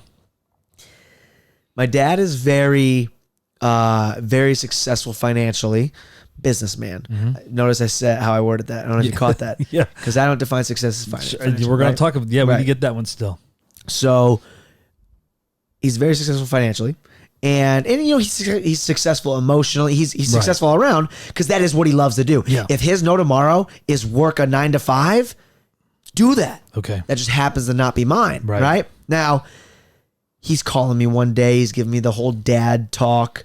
Parents want a secure route for their kids, which makes total sense. Yeah. I want to set my children up for success. So when he sees me spending all my money, running around, going to 50 countries and jumping off this and just living life kind of crazy, sure, it's going to stress him out. Yeah. So he's giving me the talk. Are you kidding me? You live life on permanent spring break. You can't. You got to sit down. You got to. Yeah. He's doing that whole thing, right? He finishes the conversation on the phone by saying, "You don't care about tomorrow. You only live for today." Oh. Hangs up. No. It didn't hurt. No. What happened? I go, whoa, I love that. Of course you did. And then I called my friend Jake Ryan and I go, dude, what do you think about Live No Tomorrow? And he goes, whoa, I love that. What do you think? You want to make it like a hashtag? And that's all I wanted. A hashtag. That's all I wanted. Okay. And then I'm like, dude, let's just throw it on a shirt. And maybe like some people will be inspired to maybe go skydive or something stupid one day. And then it evolved into let's make a podcast. We'll tell stories. Bryce Meredith is my partner now also. Let's tell stories about I have this one buddy who used to work a 9 to 5 that he hated. He quit it, and the same day he chased his dream of being a shark diver, and now he's the head videographer for Shark Week. I want to tell those people's stories, right? Sure. I want it to be a freaking TV show one day. I want it to go that far. But right now it's just an apparel company just to inspire people to, live in the moment, do some cool stuff. But but you said it's a brand. It's a lifestyle. It's lifestyle. It's a vibe, bro. It's a vibe. So for sure. I like that. I like what it's about. And I love that it's, it's not hey, you got to go base jumping. It's not that. It's your thing. Do your thing. If your thing is, I want to, become a doctor. Yeah. Right. I want to save lives. Yeah. That's your reason for being. Yeah. Do you know what ikigai means? Ikigai is a Japanese word. It's a reason for being. And this could kind of snowball into the definition of success for me a little bit. It's fourfold. You have your computer with you? Are you able to look up stuff? You should look up this Venn diagram. Maybe after the podcast, you should check it out. So ikigai is 4 things. And none are more important than the other. Okay. But when you're choosing an endeavor, a path, do you love it? Can you make a living financially? Which is unfortunately important. You know, we need that. Do you love it? Can you make a living financially? Are you good at it? Does it impact the world in a positive way? A lot of people have 2 of the 4. Yeah. Right? Some people who only chase money, they might be good at what they do and it can make a living. They don't love it. Maybe it doesn't really help anybody. Yeah. So they're missing 2, right? Yeah. If you could do 3 of them, if I love what I'm doing, if I'm good at it and I make a buttload of money, but I'm missing, does it impact the world in a positive way? I might have a feeling of uselessness, right? And when you have all 4, you have ikigai. Ikigai, again, is the Japanese phrase, a reason for being. That's good. And I love that. I love, for me, No Tomorrow does all that. I feel like I'm not just good at being adventurous and base jumping or whatnot. I feel like I'm good at storytelling. Yeah. I feel I'm good at being creative. And I like that. I like doing the action, filming it, and sharing it. Not for just affirmation from strangers, but I enjoy the creative process of that. Yeah, for sure. So I have the enjoyment. I'm trying to make it financially sustainable. So that's number 2. Haven't gotten there quite yet, but hopefully will. Not hopefully, sorry. Yeah. Excited to be here. Excited to be here. Number 3 would be, do I love it? Am I good at it? Financially? Okay, so I said 3. Does it impact the world in a positive way? I want to inspire those people to do that. And that is really picked up lately. At least I'm seeing it happen a lot lately, which is really cool to see and really fulfilling. Yeah, you've kind of spiked. It's audience wise spiked, but just the messages of people telling me their stories has spiked. Yeah, you shared one the other day with this boy made a TikTok.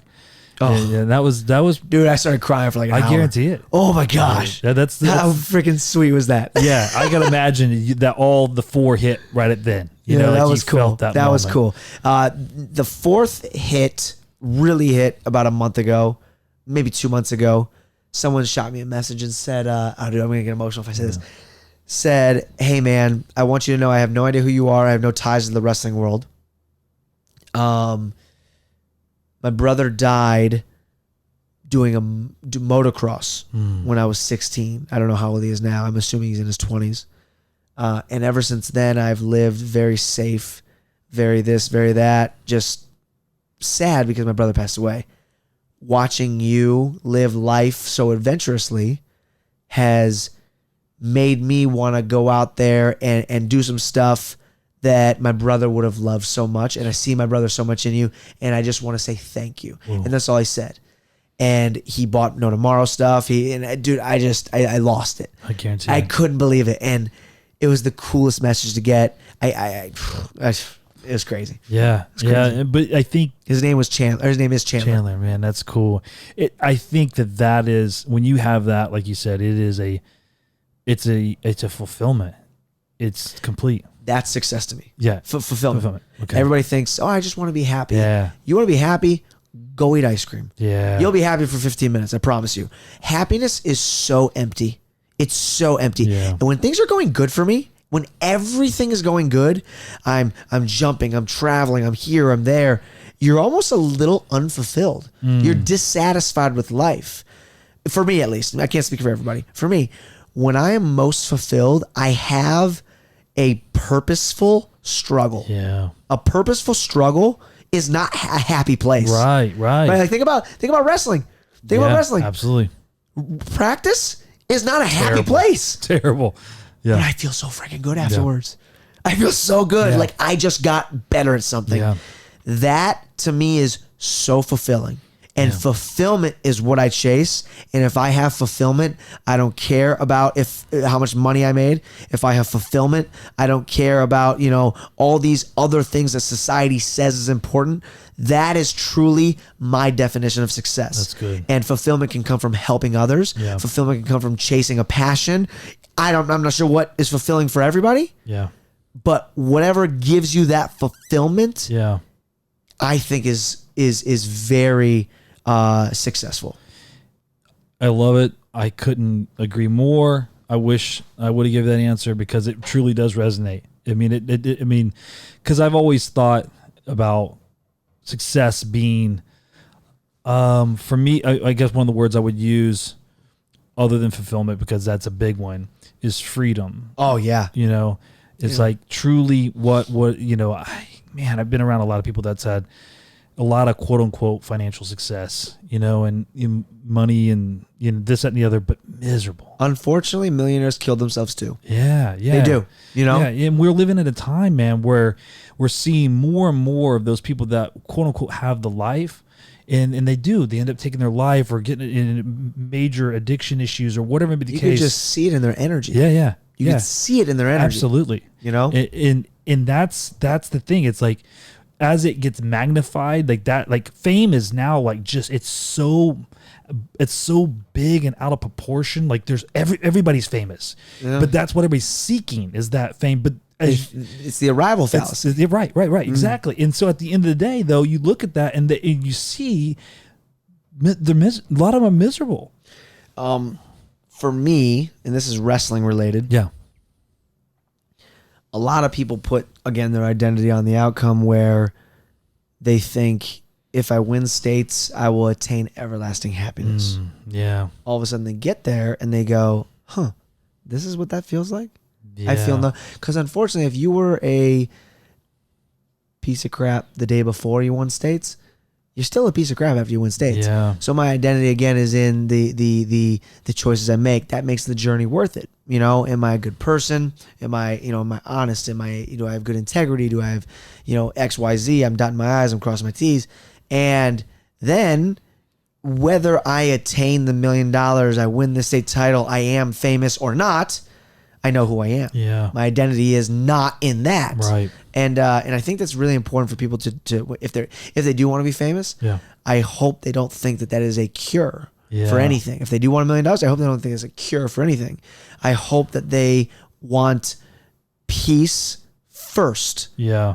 And then that stuff will just be a bonus. Absolutely. Being famous is probably cool. I'm sure. Yeah, but if it ain't gonna change if you're unhappy. that's exactly, You know? if being cool is already in you, then famous is probably better. That's what Nate Diaz tells me. Really? Yeah, he goes, "Hey man, don't act cool, be cool." that's One of his. That's true. one of his goings. You keep segueing right into. I the already next knew. Thing. You knew what's going on. Gave an alley oop for that one. I like knew it. I just obviously a lot of things circulating around you right now. You've been on all these shows. I've seen you on Access Hollywood. I've seen you on Barstool. All this stuff's cool, but it's also opened up these. I think it maybe it's not these things that's opened it up. But it seems like you've been opened up to a group of friends that are eclectic. And unique. Good word. Very good word. Eclectic. I like. Yeah, I'm stealing a lot from you today. That's all right. Again, we borrow. Yeah. Right? So when I see that, it's my question is, I know you enough to know that you blend well. I try to, but that could come off as fake too. I don't think so. Well, for me, it's not disingenuous at all. It's like you. No, I know you don't mean it like Yeah, that. no. I hope other people don't think that. Yeah, I can Chameleon wise though, I get it. People could when you could talk well, you could come off very fake. Sure. What I get though is that you kind of are. You're a guy that you truly have a well-roundedness about you. Thank you. That you just, when you're in a crowd, I guarantee you, if Elon Musk was sitting in this room, you could have a conversation with him. And I feel like, again, Joe Rogan sitting in this room, you could have a conversation with him. So that's what I like about you. But your friend group is so diverse, and some of them are high profile. what is that like? Hanging out with the Diaz brothers, hanging out with the Paul brothers. I mean, how did this come to fruition? It's very interesting. Yeah, very interesting. Yeah, maybe you can't share everything, but just kind of want to know where that's taking you. Where's, what's that like? You see, you see a different perspective than what a lot of people make fun of high profile people for. It's really easy to hope or wish that you had certain things, and then when you see it actually happening in real time, it's a completely different perspective than we thought. Okay. For me, when I see things happen with celebrities, before I ever met someone who was high profile, it'd be really easy for me to be judgmental. It'd be really easy for me to be like, if I was a celebrity, I wouldn't do that. Yeah. And then you meet people and you realize they're human beings too. Yeah. And we dehumanize so many people. We dehumanize, was what Will Smith did wrong? Yeah, sure. But we dehumanize people and act like we're better. What bothers me a lot? I always see TikToks of Justin Bieber. Yeah. And the paparazzi going at him. And people will comment in the TikToks and say, he signed up for that. But it's like, he's a human being. Yeah. Yeah. Well, he's famous. He knew what he got into. He's a human being, period. Absolutely. And treat him like that. It doesn't mean you have to like him. Right. But he's a human being. Yeah. And you see imagine if you and your wife posted a Facebook post. Yeah. Or an Instagram of each other. And every single person in the comments, there's only 15, let's say, 15 comments. All 15 people, 14 of 15 people bring up your ex and say, I wish you were still with your ex. Yeah. Your relationship, you'd have talks at night about it. Yeah, it's tough. That happens every day to someone like Justin Bieber about Selena Gomez. Right. You're right. Right? We dehumanize people when they're too famous. So when I fortunately have the opportunities to be around people like, Jake or Nate Diaz or any of these, individuals, you're reminded that you got to treat everybody like human beings. Yeah. That they're not just people that you can't be judgmental to the Hollywood crowd. Right. And I love what Bryce Meredith says. I steal so much from him because he's so smart. He just says, have grace for people. Yeah, it's good. You got to have grace. And that's one of his favorite words. He always looks at someone who might mess up and he just says, you know what? You got to have grace for that guy. You have no idea what he's going through. It's really cool. And, that's a perspective I've gotten from hanging around some certain people, just, understanding that the stuff you see on the outside is not always what's happening.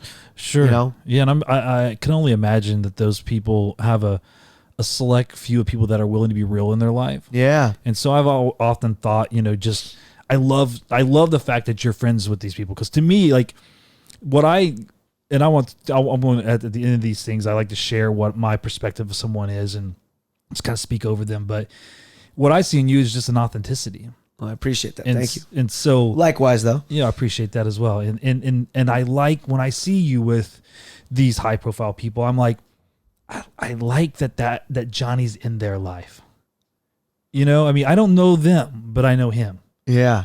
And that, again, I'm a cheerleader of people, man. I love seeing people perform at their best. And at the end of the day, when I see you connect, that's rare. People are freaking haters. That's so true. like that is like that's as authentic as it comes. So I appreciate you saying that. I want to say I look up to you a lot.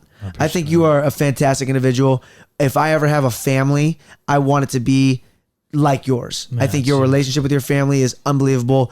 The kids you raised are the best of you can't ask for better kids. I appreciate like you really can't. You know what I mean? Like I've talked to your daughter a million times and she's just one of the best people. My guy, your son, he's the man. Yeah. And when I meet people who look at somebody else having success and they get upset with them for them not having it. I knew a girl who I used to talk to that when she was at work in her state, we talked from, across the country. When she was at work and I was able to go out and hang with friends, she'd be like, I had to work all day where you were out. And to me, it's like, would you rather me be miserable too? Yeah. It just doesn't make sense to me. So the fact that you can sit here and be like, I'm a cheerleader of people, I don't think you realize how there's not that. I've met a lot of people. There's not that many people that act like that or that truly are cheerleaders of people just from afar. There's so many people who are just haters. It's wild. It's such a stretch for me to think that way. Like it's for me, get more water, man, if you need it, but I just, to me, it's such a, again, going back to success. I feel success because when people giving, right? Yeah, giving. Yeah, man. Just like pouring into people is like the thing. Like I love it. Like it just, to me, it's when I see you doing things, bro. It's like it's literally like a part of me. I'm just like I'm celebrating. You know, that's awesome. So and that's what I want. I want to encourage that behavior with all of us. You know, wrestling and the fighting world is a small kind of tight group people. Yeah. But I want to offer, because again, I think we have a lot of passion among us, you know, and that's what I want to do with this podcast is give it back out, you know, see other people. If we can help a few people, like you said, you got a couple people getting a hold of you, that is everything. Yeah. You know? And so I'm excited about what you're doing. I want to continue to bless you and just love on you from afar, man, and just tell you that you are so unique. Thank you. And you are someone that I care about immensely, to the point where I always leave our conversations with have fun, but not too much fun. Right. And then secondly, be careful. Stay safe. Safety second. Always safety second in what we say. But I just want to acknowledge you as someone, man, that you are doing life well, man. And Thank you. And you are affecting people in a way that I hope you get to understand at some point, because it's going to take time for this thing to completely unravel. But you are truly inspiring people. The way you connect to kids, the way you connect to people, it's genuine. Tonight I watched you in a room full of kids that you've never met before, and every one of those kids left with a piece of Johnny, you know, in them. And that's cool. I've since the day that I met you at a camp years ago, it's not only way it's changed is I think it's increasing. It's getting bigger. And I just want to just confirm you and tell you, man, you are somebody that I just absolutely cannot wait to see all that you do in life. Thank you it's so incredible. Much. That's unbelievable to hear. Thank you. Well, I want to ask you before we get off here just a couple questions. Yeah, hit me with them. Then we'll get out of here. It's just a couple small things. Your Mount Rushmore of wrestlers. Ooh, that's a good one. JB, John Smith. NCAA or all time USA? So that I'm going USA when I say John Smith, JB. Okay. Right, because I don't think JB would be in my, or John Smith actually, in just NCAA. True. Let's do USA. Okay. Gable, JB. Gable was only one time Olympic champ. Oh, yeah. Jeez. Yeah. But I just think that his bracket was just loaded. I could be having recency bias a little bit. Yeah. But man, that dude is good. Yeah. Yeah. So Gable, JB, John Smith. Who would? Maybe probably Dave Schultz. Yeah. Yeah, throw him in there. It's a good one. Yeah. And if I had to give it to you for the NCAA. NCAA, Logie Bear. Okay. Spencer Lee. You know, I want to say Gable, but I think he's an unbelievable folk star wrestler. I think he's way better freestyler, but he did win the Hodge this year. Kyle Dake. Is Gable 2-time Hodge? Yeah. That's pretty good, huh? Yeah. Yeah. It's pretty good. That's pretty good. Yeah. Yeah, okay. Throw Gable on there. Yeah. Those are all recent guys, huh? I know. You know? Yeah. But that's everything. Everything gets better as as time goes on. Yeah, absolutely. I mean, I don't think it's a bad list at all. I'm just always curious, who because obviously Kale could be on there. Yeah. Oh, jeez. I forgot. How do you forget him? Yeah, I mean, just jeez. Yeah. But I mean, it's arguable. I mean, you can put anybody up there. You probably put Kale maybe above. Yeah, I'd probably swap Kale for. It's hard to take Logan or Dake off just because of the 4-time. Yeah. Gable got beat by Kassar, but then he may have been more dominant his past 2 years. So that's I probably put Kale on for Gable, but Gable is my Mount Rushmore for Team USA. So Gable, if you're listening, yeah, don't get mad. Yeah, you made it, man. Exactly. You're gonna be Mount Rushmore for WWE too. All right, No you're doubt. a freaking man. So cool. Yeah, I like your list. I think it's a good one. Now the other list I need, just a short list. Who would you like to see on here? Ooh, okay. Wrestlers, MMA fighters, or are you only doing combat sport athletes? Combat sport athletes and I consider military members and Cool. and Cool. first responders. Yeah, if you can get free, Goggins on here. Yeah, cool, yeah, right? yeah. Of course. Who's the guy that does the black and white videos on Twitter every morning? Oh, Jocko. I love him. Yeah, he's awesome. He's cool, right? Yeah, he's incredible. All right, who do I want on here? All right, I'm going to give you a couple. So wrestler-wise, I love when wrestling is somebody's life, but they also have a life outside of wrestling. Yeah. Right? Both. So there's some cool people in wrestling that are doing really cool things off the mat. Yeah. Dylan Palacio owns a charity. Yeah. Right? Gabriel Townsend is putting out rap albums. Right? It's just like stuff is really interesting that other wrestlers are doing. Yeah, I love it. So in the wrestling world, someone who I think would be an incredible get is some people that you're already having. You're having Reese Humphrey, right? Am I allowed to give that away? Oh yeah, okay. Yeah, Reese is coming on. JB might make an appearance. Yeah. But I was the catalyst. Wait, what? So the catalyst that started, not to get that. You got that. right. I want to see Bryce. Yeah. Not because he's one of my best friends, but because I think you and him have so many of the same passions and outlook on life.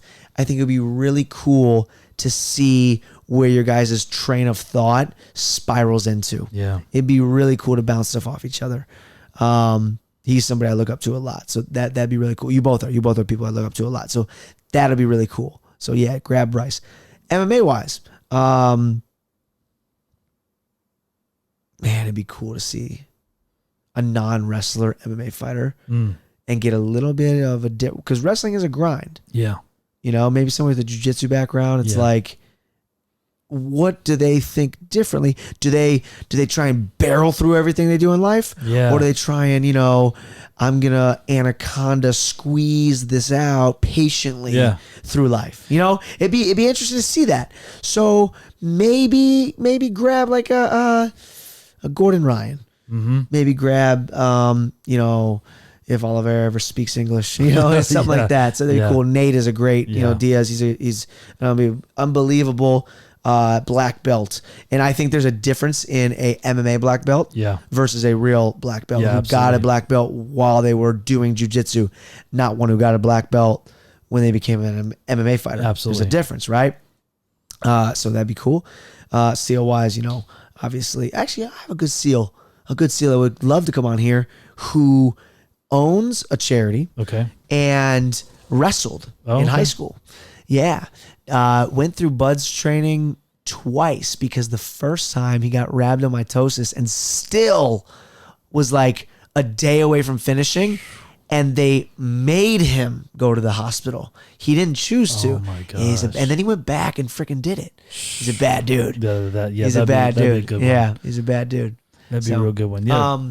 Yeah, that'd be cool. Definitely get Bryce on here. Yeah, definitely get Bryce. I would love to have him. Again, after hearing from you, it just confirms that for sure. I do have one lined up. Rick Rufus. He's a SEAL? No, Rick Rufus is not the SEAL. So Rufus Fighting, the Jet. So Rick Rufus is one of the greatest kickboxers of all time. Wow. So he's I like you said, kind of a different side of. That's great. Just this, again, I want to know, are the threads common? that we were talking about. And what is there to cherry pick from them that we don't have? Exactly. You know, that's something I know. In some respect, at you is it doesn't seem like you have a boundary on who you're willing to learn from. I'm, probably almost 20 years younger than you, right? Yeah. And I know you don't want to say your age at the beginning, right? I'm 17, so you're only 37. Exactly. So it's very cool that you pick my brain. It's like, who am I? Like you are so much more in several areas.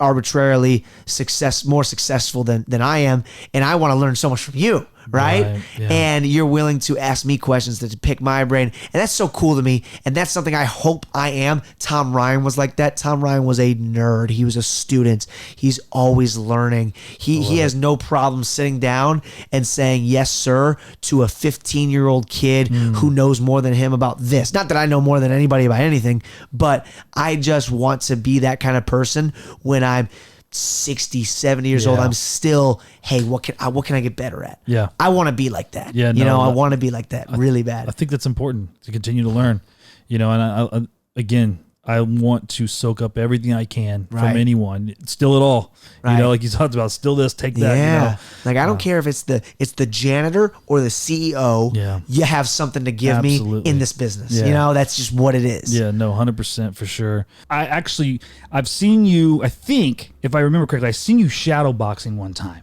Like it's throwing some hands. Have you ever considered fighting? I did. I actually lived with Nick Diaz for a little bit. Okay. Only for like a month or two. Yeah. Stayed out in Stockton, trained with those guys. I have so much like fight in me right now. Not like toughness wise, but like competitiveness where I don't want to finish wrestling. Yeah. If I were to fight, I'd have to give up everything I do extracurricular wise, base jumping and travel. So it's basically just I'm trading one passion for the other right now. And I've settled for that, as much as it'd be great to fight and as much as I love the art and the chess of learning how to, be a better combat sport athlete. I also love, having the desire to see the entire world and to do some pretty crazy stuff. And it's life or death in there, man. Yeah. You can't mess around. You can't be going to the Philippines, while you're, trying to, someone's going to try and literally break your arm. Yeah. So for sure. Yeah, just traded one for the other, and that's kind of what I landed on. I still train, as a hobby. Okay. But no fights for me. Yeah, no fights. So, but when you were training, you enjoyed that? Oh, it was the best. I mean, every day. These guys are just so bought. I'm blessed to have been around some very good MMA fighters. Benson Henderson, one of your buddies.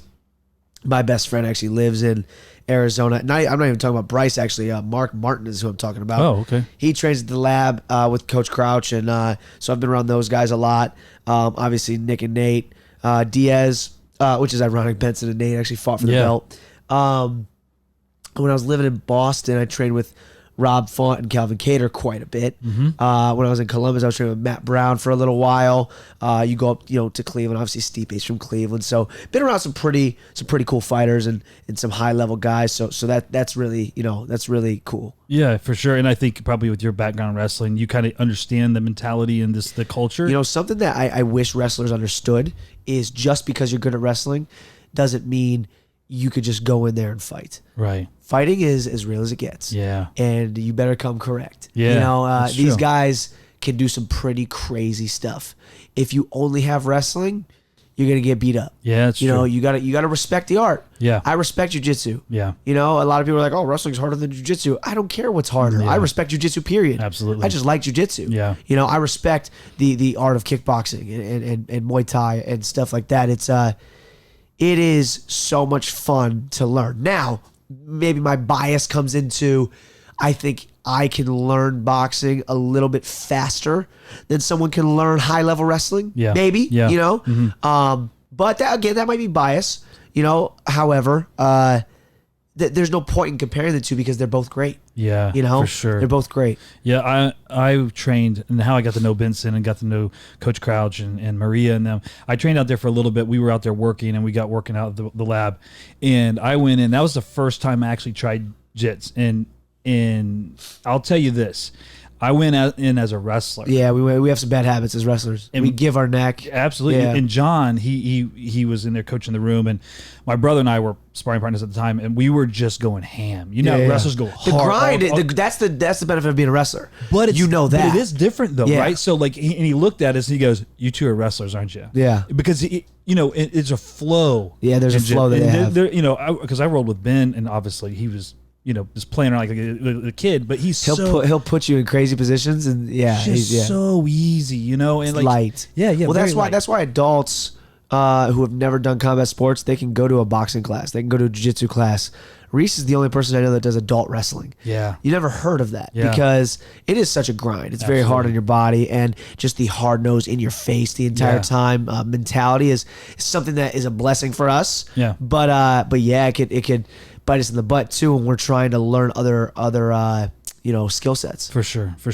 I was just curious about that because, like I said, I know you like a couple of your best friends are fighters. Bryce and Mark. Yeah, and I seen some sparring footage of you. At least you throwing hands a little bit. So a little bit. I was just curious. Bit. And I think, obviously, body type, you are built well for it. In my opinion, my wrestling style is very jiu-jitsu-esque. Right. It's very grippy. Yep. It's very stingy. Anaconda, I'm gonna squeeze it out. So I do like jiu-jitsu a lot. It's a lot of fun. The cool thing, the difference that I've realized in jiu-jitsu and wrestling is there's a lot of things that you could learn in wrestling that you don't get in jiu-jitsu. So if a jiu-jitsu fighter came over into wrestling, there's a lot of things you can pick up. One thing I think us as wrestlers we can learn from jiu-jitsu guys is if I'm in a bad position in wrestling, usually the position expires somehow. Stalemate, time, out of bounds, something like that. I'm stuck underneath on a front headlock. It's not a great position. right. The position will expire after 10 seconds. Mm-hmm. If someone has your back in jiu-jitsu, if someone has a front headlock on you in jiu-jitsu, if somebody has hooks in, triangles, something where you're in a position, if you just wait, it won't expire. It's a 10, 15-minute match. That's true. If you do go out of bounds, you are put back in that position in the middle of the mat. Yeah. Right? Yeah. And there is no stalemate.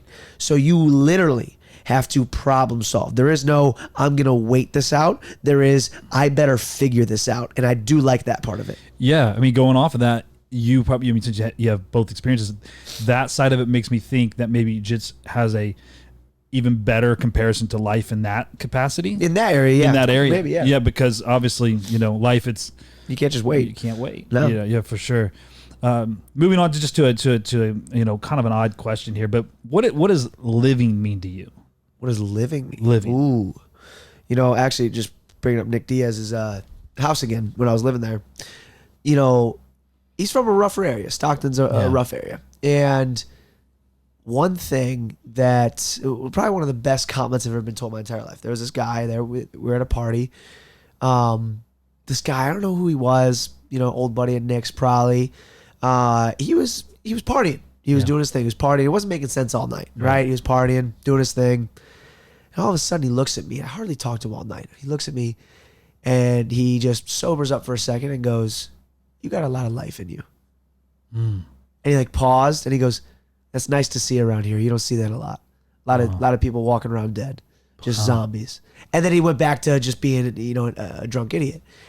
And it was such a cool thing for someone to say to me, a stranger, right? So to me, what life means, am I able to be my full self, and does it shine onto other people? Yeah. That was a really, I'll never forget that. I've been told a lot of compliments in my life. I'm sure everybody has. And, there's some insults or some comments that'll stick with you forever. Right? Yeah. That's one that just, I don't care if someone says I'm as good looking as freaking Brad Pitt. Whatever. That is something that I'll never forget. Yeah.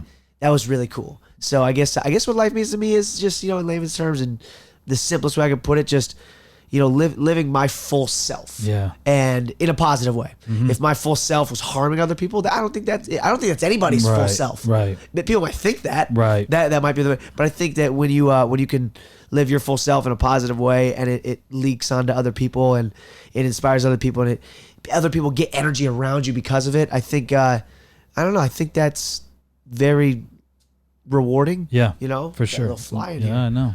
See him going around. To be Yeah. honest. Yeah. So the caveat, the second part of that question is, what is death to you? I think people are walking around dead right now. Yeah, like agreed. he said. Agreed. You know? Agreed. No, I agree. And You know, it's just like a Joe Rogan quote. We all have two lives. The first one is when you realize you only have one. yeah, Bryce always says this to me. He says, we die twice. We die once when we're 28 and we realize the dream is gone. The next 20 years are going to be the same. And then you die once when you're 80. And that is something I'm fortunate to have not had happen yet. okay, You know, like the best part about being a kid is you haven't learned what you can't do yet. You That's talk true. to a 6-year-old, I want to be an astronaut. I want to be a firefighter. I want to be this. I want to be in the NBA. I want to be here. You talk to a 28-year-old and you're like, hey, dude, you have a passion for acting? And he's like, yeah. And he's like, okay, quit your insurance job, go Yeah. act. What would at most 28, 29, 30-year-olds say? Can't do it. Oh, dude, I can't do that. Right? So I think to me, death just doesn't mean your heart stops. I think that, you know, we really need to remember that you can't just wait around for life to happen. You got to go and make it happen. yeah, You for know? sure. And not give a crap what anybody thinks. Yeah, that's good. You know? For sure. That's, I mean, like, I agree 100% that there's a lot of people that are just existing. They're not living. I you call know? it autopilot. Yeah. Yeah. They're on for sure. autopilot. They're Bodie from Yeah. Point Break. Point Break. Yeah. You know, in their metal coffins, inching along their way on the freeway. That's good. And it's like, dude, they So are, true. man. They so are. true.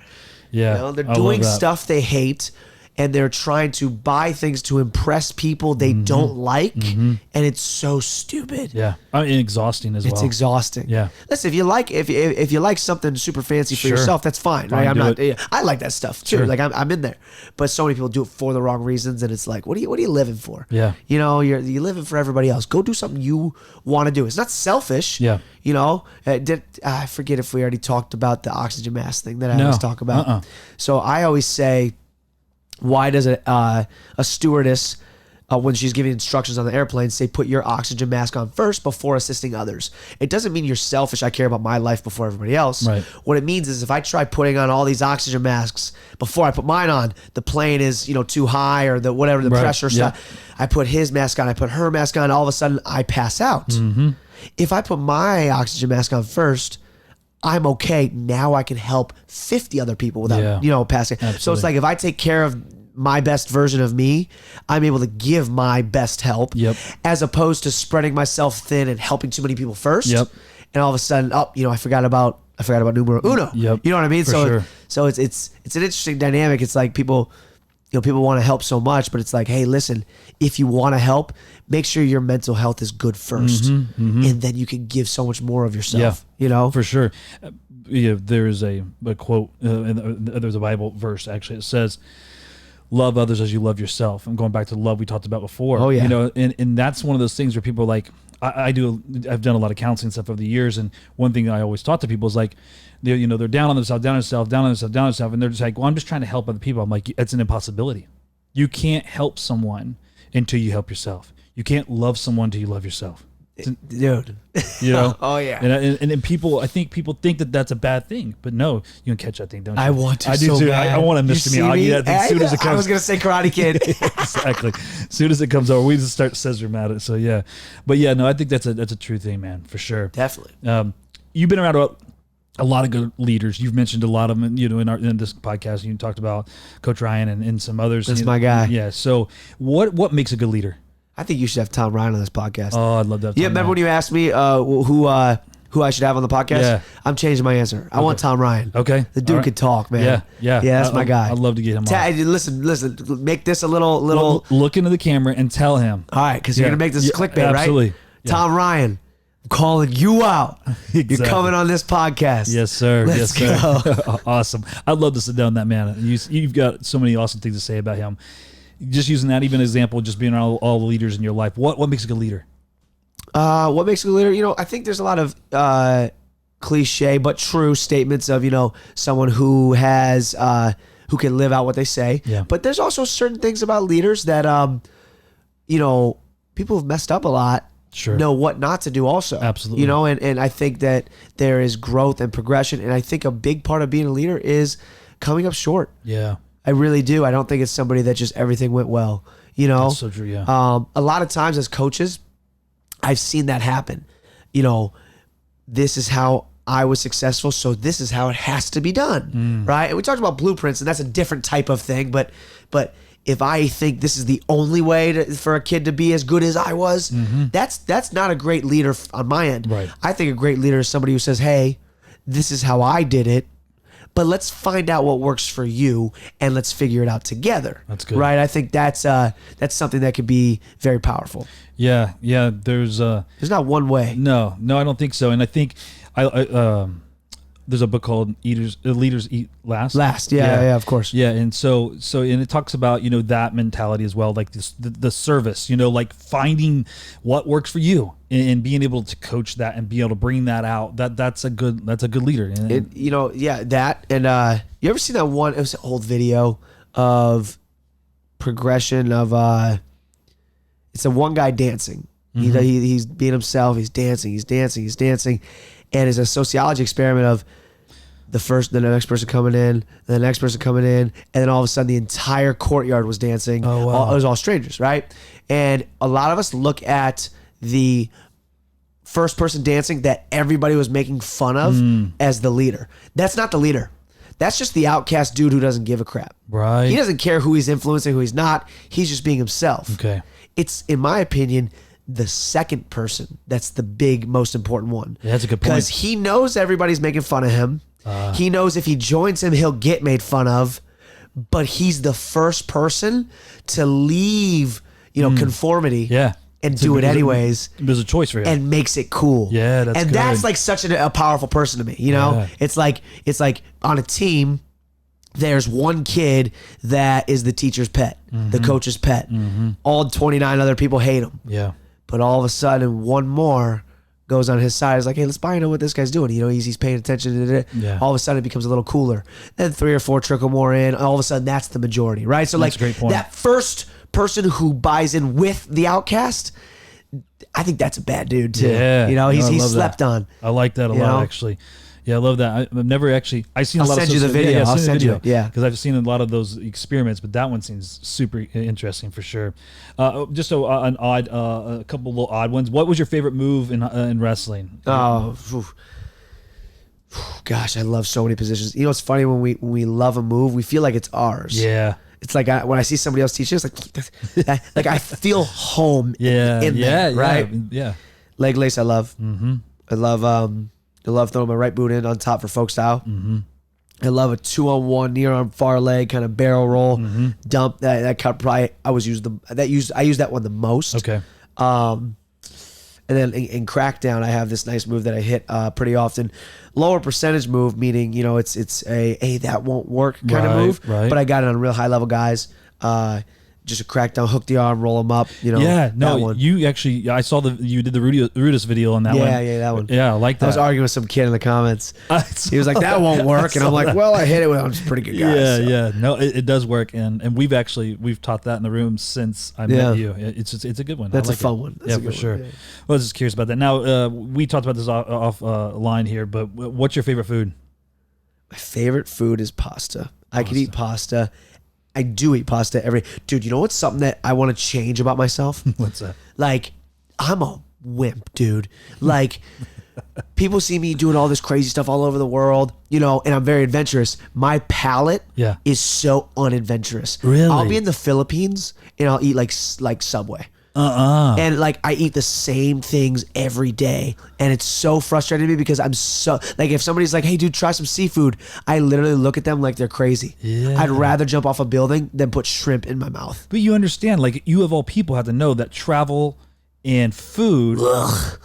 It opens up. No. What? Really? No, dude, it freaks me out. It freaks me out, dude. That's hilarious. Oh my god. You do all kinds of crazy stuff, but you can't eat. I know. So so real question, whenever I asked you, do you want to go to hibachi? You were like, hibachi, I'm okay with. okay? I love chicken. Okay. So yeah, I love chicken and because- rice. because Yeah, you- but because that's you- neutral, But you defaulted because I thought you ate pizza pretty quick. But I love hibachi, but yeah, pizza's great. The thing about wherever I go, Yeah. I get the same thing there every time. Yeah, So there's okay. 1,000 things on a hibachi menu. I will always eat chicken and rice there. I'm kind of the same. You know, People I gotta make get fun of me better. for that. They're like, "Oh, what are you gonna get? A hamburger and French fry when we're at a seafood place?" I don't eat seafood either, but Yeah, I don't like it. But yeah, I was so- at Catch and I was eating like chicken fingers.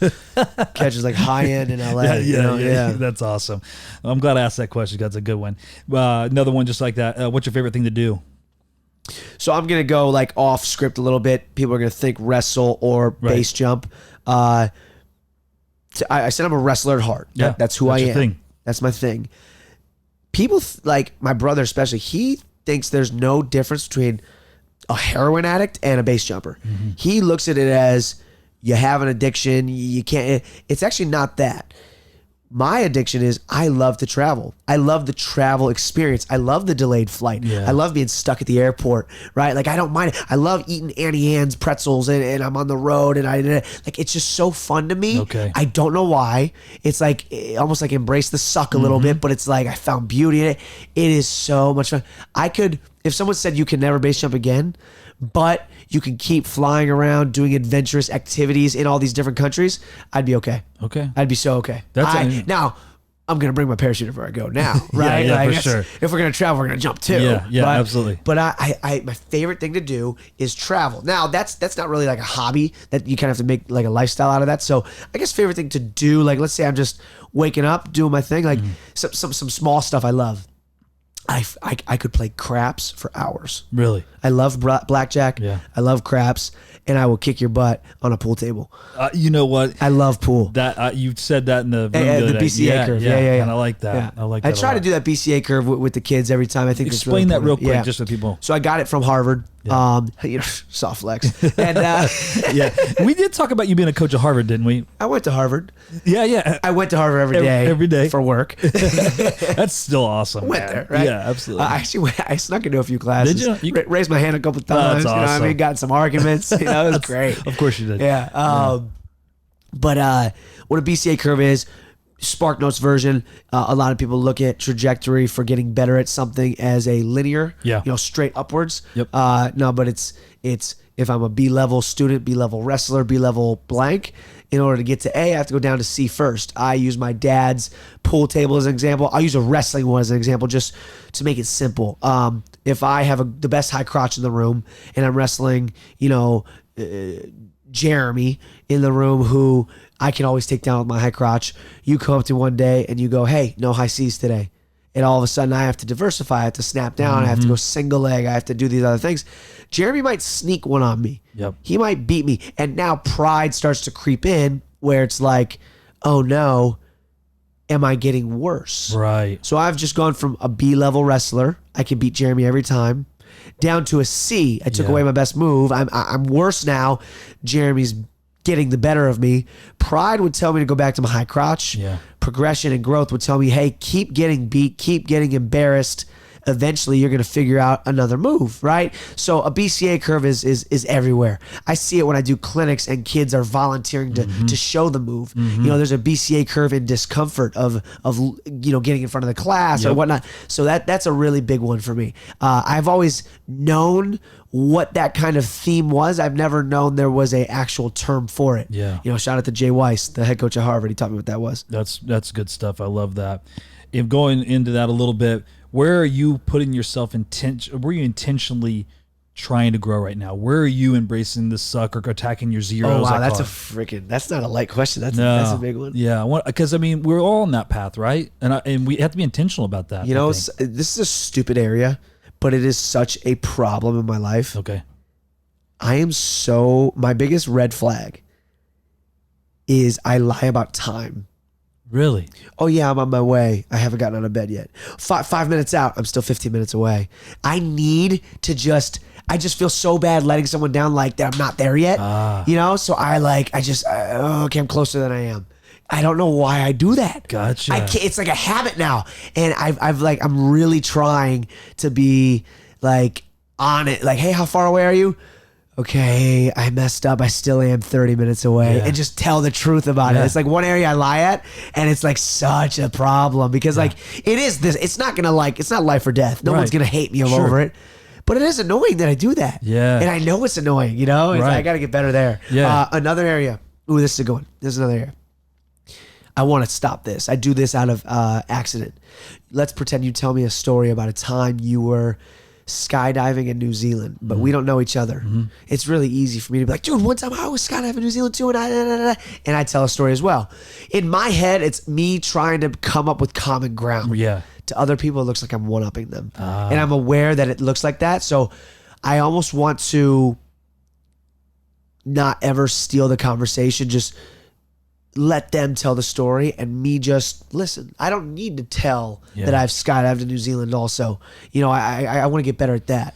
Yeah. And my intentions are not to one-up anybody, but I know that it could come off like that. Yeah, I mean it's interesting because obviously I know you enough to know that that would That's never not be my your MO, thing. right? But a stranger doesn't know I see right. out. Yeah. But yeah, those are two good ones, man. So Thanks. yeah, so next time I check in, I'll be like, are you telling the truth? How about far time? away are you? Yeah, How far away are you? Yeah, yeah. And you say 15, I'm gonna say truly 15, 25? Yeah, exactly. Yeah. You haven't left Columbus. Yeah, right. Now I'm thinking back of all the times that you told me, like, okay, he was lying for sure. It's all good. Okay, so I got a few sayings that I say in our wrestling room and just kind of pulled from wrestling myself. You don't have to like them. You don't have to. I just kind of wanted to get your kind of thought and your opinion. Oh, of if these I things. don't like them, don't worry. I'll say yeah, it. of course I'll you will. say Okay. it. So this is one of them. Don't tell me one of them is you either live or you win or you learn. No. Okay, I don't No, like it's that definitely one. not, That's my no. least favorite phrase. Is it really? I like learn or learn. Learn. I like that too. But it's like, why would you only learn when you win or when you lose? That's I lost true. 6 times in high school. Yeah. I only learned 6 times. Yeah, You know what I mean? yeah, that's Take good. the outcome out of it. Which positions did I lose? Which did I cut weight wrong? I lost that. Even though I won the match. Right. There's so many things you can learn outside of just the outcome. So Good I'm one. sorry. No, I'm glad you jumped in because that's actually a good one for sure. Yeah. So one thing that we say is how you do anything is how you do everything. Oh yeah, of course. Yeah. Oh, everything leaks in. I love that one. Yeah. You know, we talked about it a little bit when we talked about identity. Yeah. You know, when it leaves practice with you and whatnot. So yeah, 100%. Okay. And then what you tolerate dominates. Let me think about it. What you tolerate dominates. So if I put up with something, Yeah. So from the perspective that I'm speaking from that, and I talk to my people about, is those little things that you allow. Right, those little, just saying, "Hey, I'm 10 minutes out," and you're not. Those little things will creep into the rest of because it is small, right? It is small, but I believe that it is a root of something bigger, and it creeps into other parts of your life. The pebble in the shoe. Yeah. It's small, but it has a very, very, okay, stealing from Dylan Palacio. God, I love stealing from people. Dylan Palacio calls things unplug the toaster details. Okay. The reason he says this is because he asks a group of kids, he'll say, hey, who makes their own food for breakfast? A few kids raise their hand. Okay, call out some food. Eggs, pancakes, toast. He goes, toast. How do you make toast? Well, you put it in the toaster. Then he goes, what do you do when you get toast stuck in the toaster? Some knucklehead kid goes, you stick a knife in it, right? Which is what you're supposed to say for his point. Of course. And then Dylan goes, exactly. You stick a knife in the toaster, you die. What's one small detail you could do that will save your life? Unplug the toaster, right? So like there's so many unplug the toaster details. It is this big, but it makes such a major difference in your life. You know what I mean? Yeah. It literally saves your life, right? Absolutely. So like there's so many small things like telling a white lie about how far away I am that, if I did change that, who knows what that might snowball, So yeah, I agree. That's a good one. Yeah. Let's see what else I got here. Shout out to Dylan. Yeah, no doubt, man. You guys, Bitcoin bandit, baby. Yeah. I follow him and just Dylan, come on the podcast. Yes, for sure. The next one we have in this on our gym t-shirts: excuses are lies you tell yourself. Excuses are, sorry, second. Excuses are lies you tell yourself. Of course. Yeah. Yeah, that's a great one. Yeah. So yeah, but just one of those things is like every time I make an excuse, is just an opportunity for me to hide. Yeah, I'm scared of admitting the truth. Yeah. I lost because I would have won if I had a better weight cut. Yeah. Are you scared to say that he's better than you? Yeah. Yeah. Exactly. We are so scared to say that as wrestlers. Yeah. He was better than me today. Yeah. That's Yeah, it. absolutely. It's okay. He was better than me today. Yeah. And we're scared to admit that. So yeah, I agree. Cool. Well, those are again, those are things I've pulled out of wrestling, and I don't want to bounce them off people because again, sometimes you can read your own mail too much and get lost in your own thought. Totally. And then I got a question. It's an odd question here, but is safety? I like odd questions. Well, is safety safe? Safety safe. Is safety safe? Oh, ooh, is safety safe? Yeah. Interesting. I think there's a difference between being risky and reckless. True. I think risk is great. Reckless could be bad. Right. I think from afar, they look the same. Yeah. You know, me taking money out of a loan to start a business is a risk. Yeah. It could come up bad. I might be in a worse place off from it, but it's a good risk to take. Yeah. If I take money out of someone else's blank in order to start this business, though, that's a little reckless because Sure. I'm playing with somebody else's money. Right, so it's like from afar they look the same. What I do is I find that tightrope that is the line of risk and reckless, and I walk on it. But I think right. the reason I asked that question is because I truly feel like maybe we need a little more of that. Yeah, you know? do. You do. You need. I think risk is one of my favorite words. Yeah. So no, I don't think safety is necessarily safe. I think it's complacent. Yeah. And you stay where you're at. And most people. There's safe ways to do things that you're still pushing Right. yourself and challenge yourself. And if you're going to do something, you might as well check all the boxes in the area. Like a lot of people look at base jumpers as reckless idiots. Imagine. This is what a base jumper does. Ready? Imagine me and you rob a bank, and we're in a high-speed chase, leaving the bank, swerving, going left, going right, and I look over at you and I go, "Put your seatbelt on." You'd be like, "Dude, we're robbing a bank right now," right? Yeah, that's good. Base jumpers think like that. We're about to jump off a mountain, Yeah. and they'll look at me and they'll say, "There's a stash bag that you're supposed to stash all your stuff into, right? Yeah. And so you can run away real fast. Yeah. You stick it behind you and you jump with it. When you land, you put your stuff in it. Yeah. One time a base jumper looked at me and goes, "Turn your stash bag inside out right now." And I go, "What?" And he goes, "Something could catch." And it's like, it's smaller than a seatbelt, right? But they literally think, what is the safest way I can get from this building to the ground without taking an elevator? Like that. That's how they think. And I like that. Yeah. It's like it becomes a science. So it's really cool. So is safety safe? Absolutely not. However, if you're going to do something risky, make it, make it professional. Do it Absolutely. professionally. I like that. I like it as well. And in your clinic, you talked about just in the wrestling sense that there's a lot of times there's a kid that's looking for the stalemate and the other kid that's, trying, maybe both kids are. One kid's trying to wrestle and the other kid's not. Yeah. I like that. It's kind of one kid that's not being safe is the kid is looking to win. Yeah, he's if I do A plus B, I can if I ride him out, if I escape, I can win 2-1. And it's like, no, I mean, what happens when A goes wrong? Yeah. Yeah. Are you ready for that? Yeah. You know what I mean? So yeah, playing it safe sometimes really bites you in the butt. Yeah. So I got this last one here real quick. What is your 5-year plan? Well, I mean, I only like seeing 5-year plan, but what I are you got you, going I got for? you. What's your plan? What's your goals? What's So a lot of people look at No Tomorrow as like Johnny's merch right now, and I don't want it to be that. One, I'm not big enough to have merch. Two, it'd be cool to have a little bit of popularity, whatnot. That's fine, but you have a few year window before you really plateau. Right. Anybody who has like any kind of internet personality, you besides Joe Rogan or someone like that, they plateau, right? Yep. So for me, I want No Tomorrow to be bigger than me. I want to be able to, when I'm 35 or close to 40, I want to be able to have other athletes coming up as No Tomorrow athletes, almost like a sponsor, right? I want them to be, carrying the brand on. Therefore, I'm just behind the scenes, the owner of it. That's great. Yeah. I want it to be a TV show where people are traveling around the world. Like, oh, this person's walking across America. Let's go film him, tell his story. This person is climbing Everest. Let's go film him, tell her story. Right. Like, I want that for No Tomorrow. And then this is not a 5-year plan. This is probably like in 15 years. Yeah. I want there to be a No Tomorrow warehouse, a headquarters where, there's a skate park. There's a tunnel for skydiving. There's, how Dude Perfect has a warehouse. Mm-hmm. I want that That's for awesome. content. I think it'd be the coolest thing in the world. I don't know. There's a lot that's gonna have to go Sure. right. But that'd be cool. Well, I'm glad you have that. You know, 'cause some people, it's not that, you know. Again, I'm not someone who looks down the road forever, but you got to have those things that pull you. Am I going that direction? Yeah, pull you in. Family.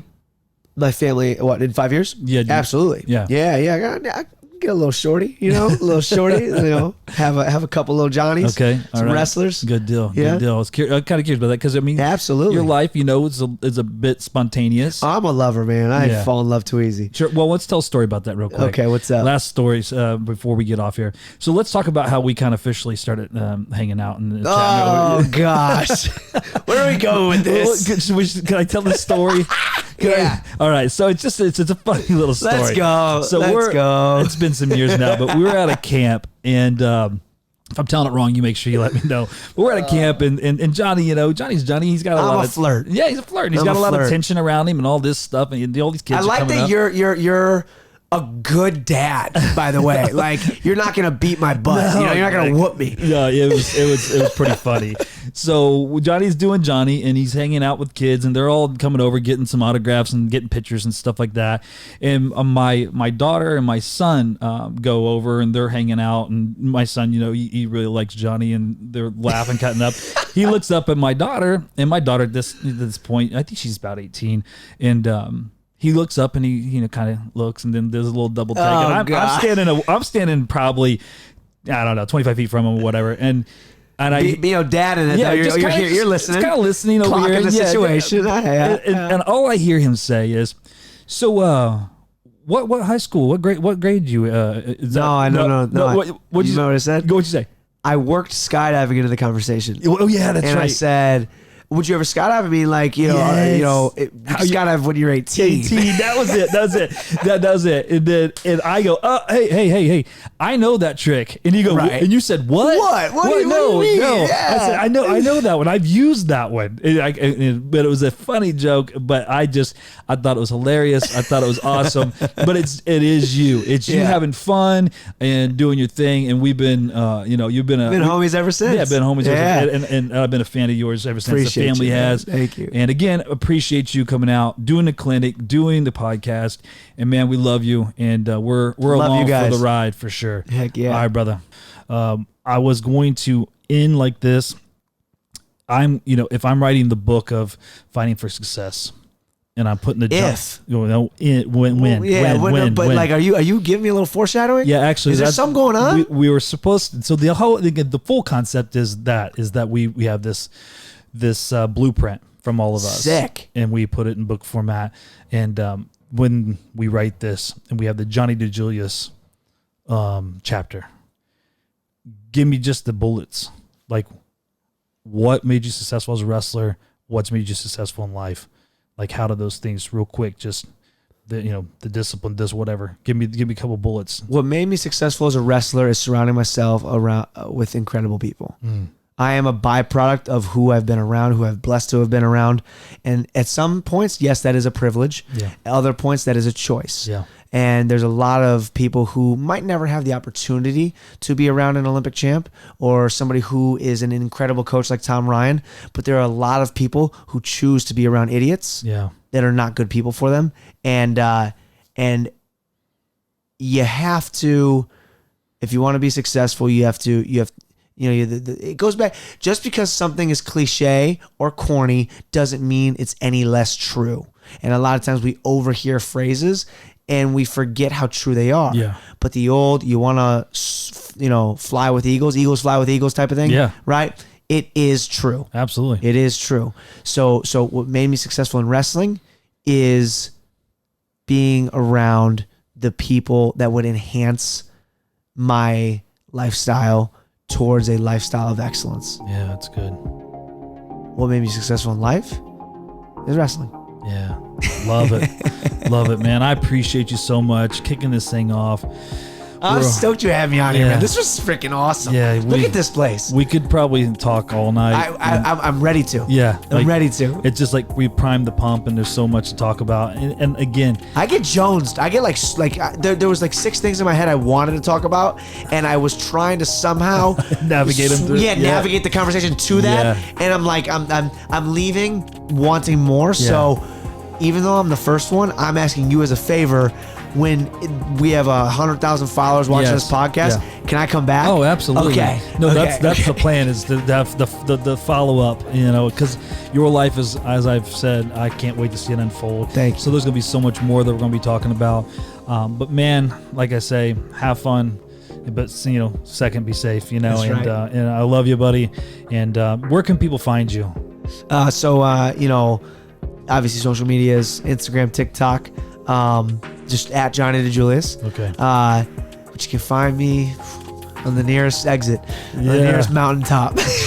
Dude, you are a hard one to keep up with, that's for sure. You still doing camps and stuff like that? People want to Yeah, book you and yeah, stuff like yeah. that. Go through Yep. all of your social and stuff like that. Just hit me up. Yep, and your brand and your product that's online as well, right? NoTomorrow.com, TMRW. Okay, notomorrow.com, and get yourself some nice merch. It's incredible stuff, dude. Just keep living, doing your thing. Johnny, thank you so much, buddy. Thank Love you. man. All right, we out. That was sick.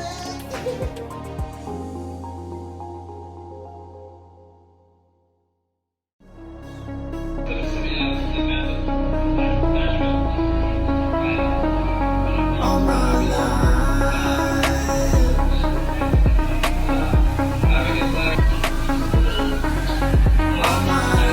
If it looks too hard, you try it. If your body says no, you defy it. If it's a better way, you're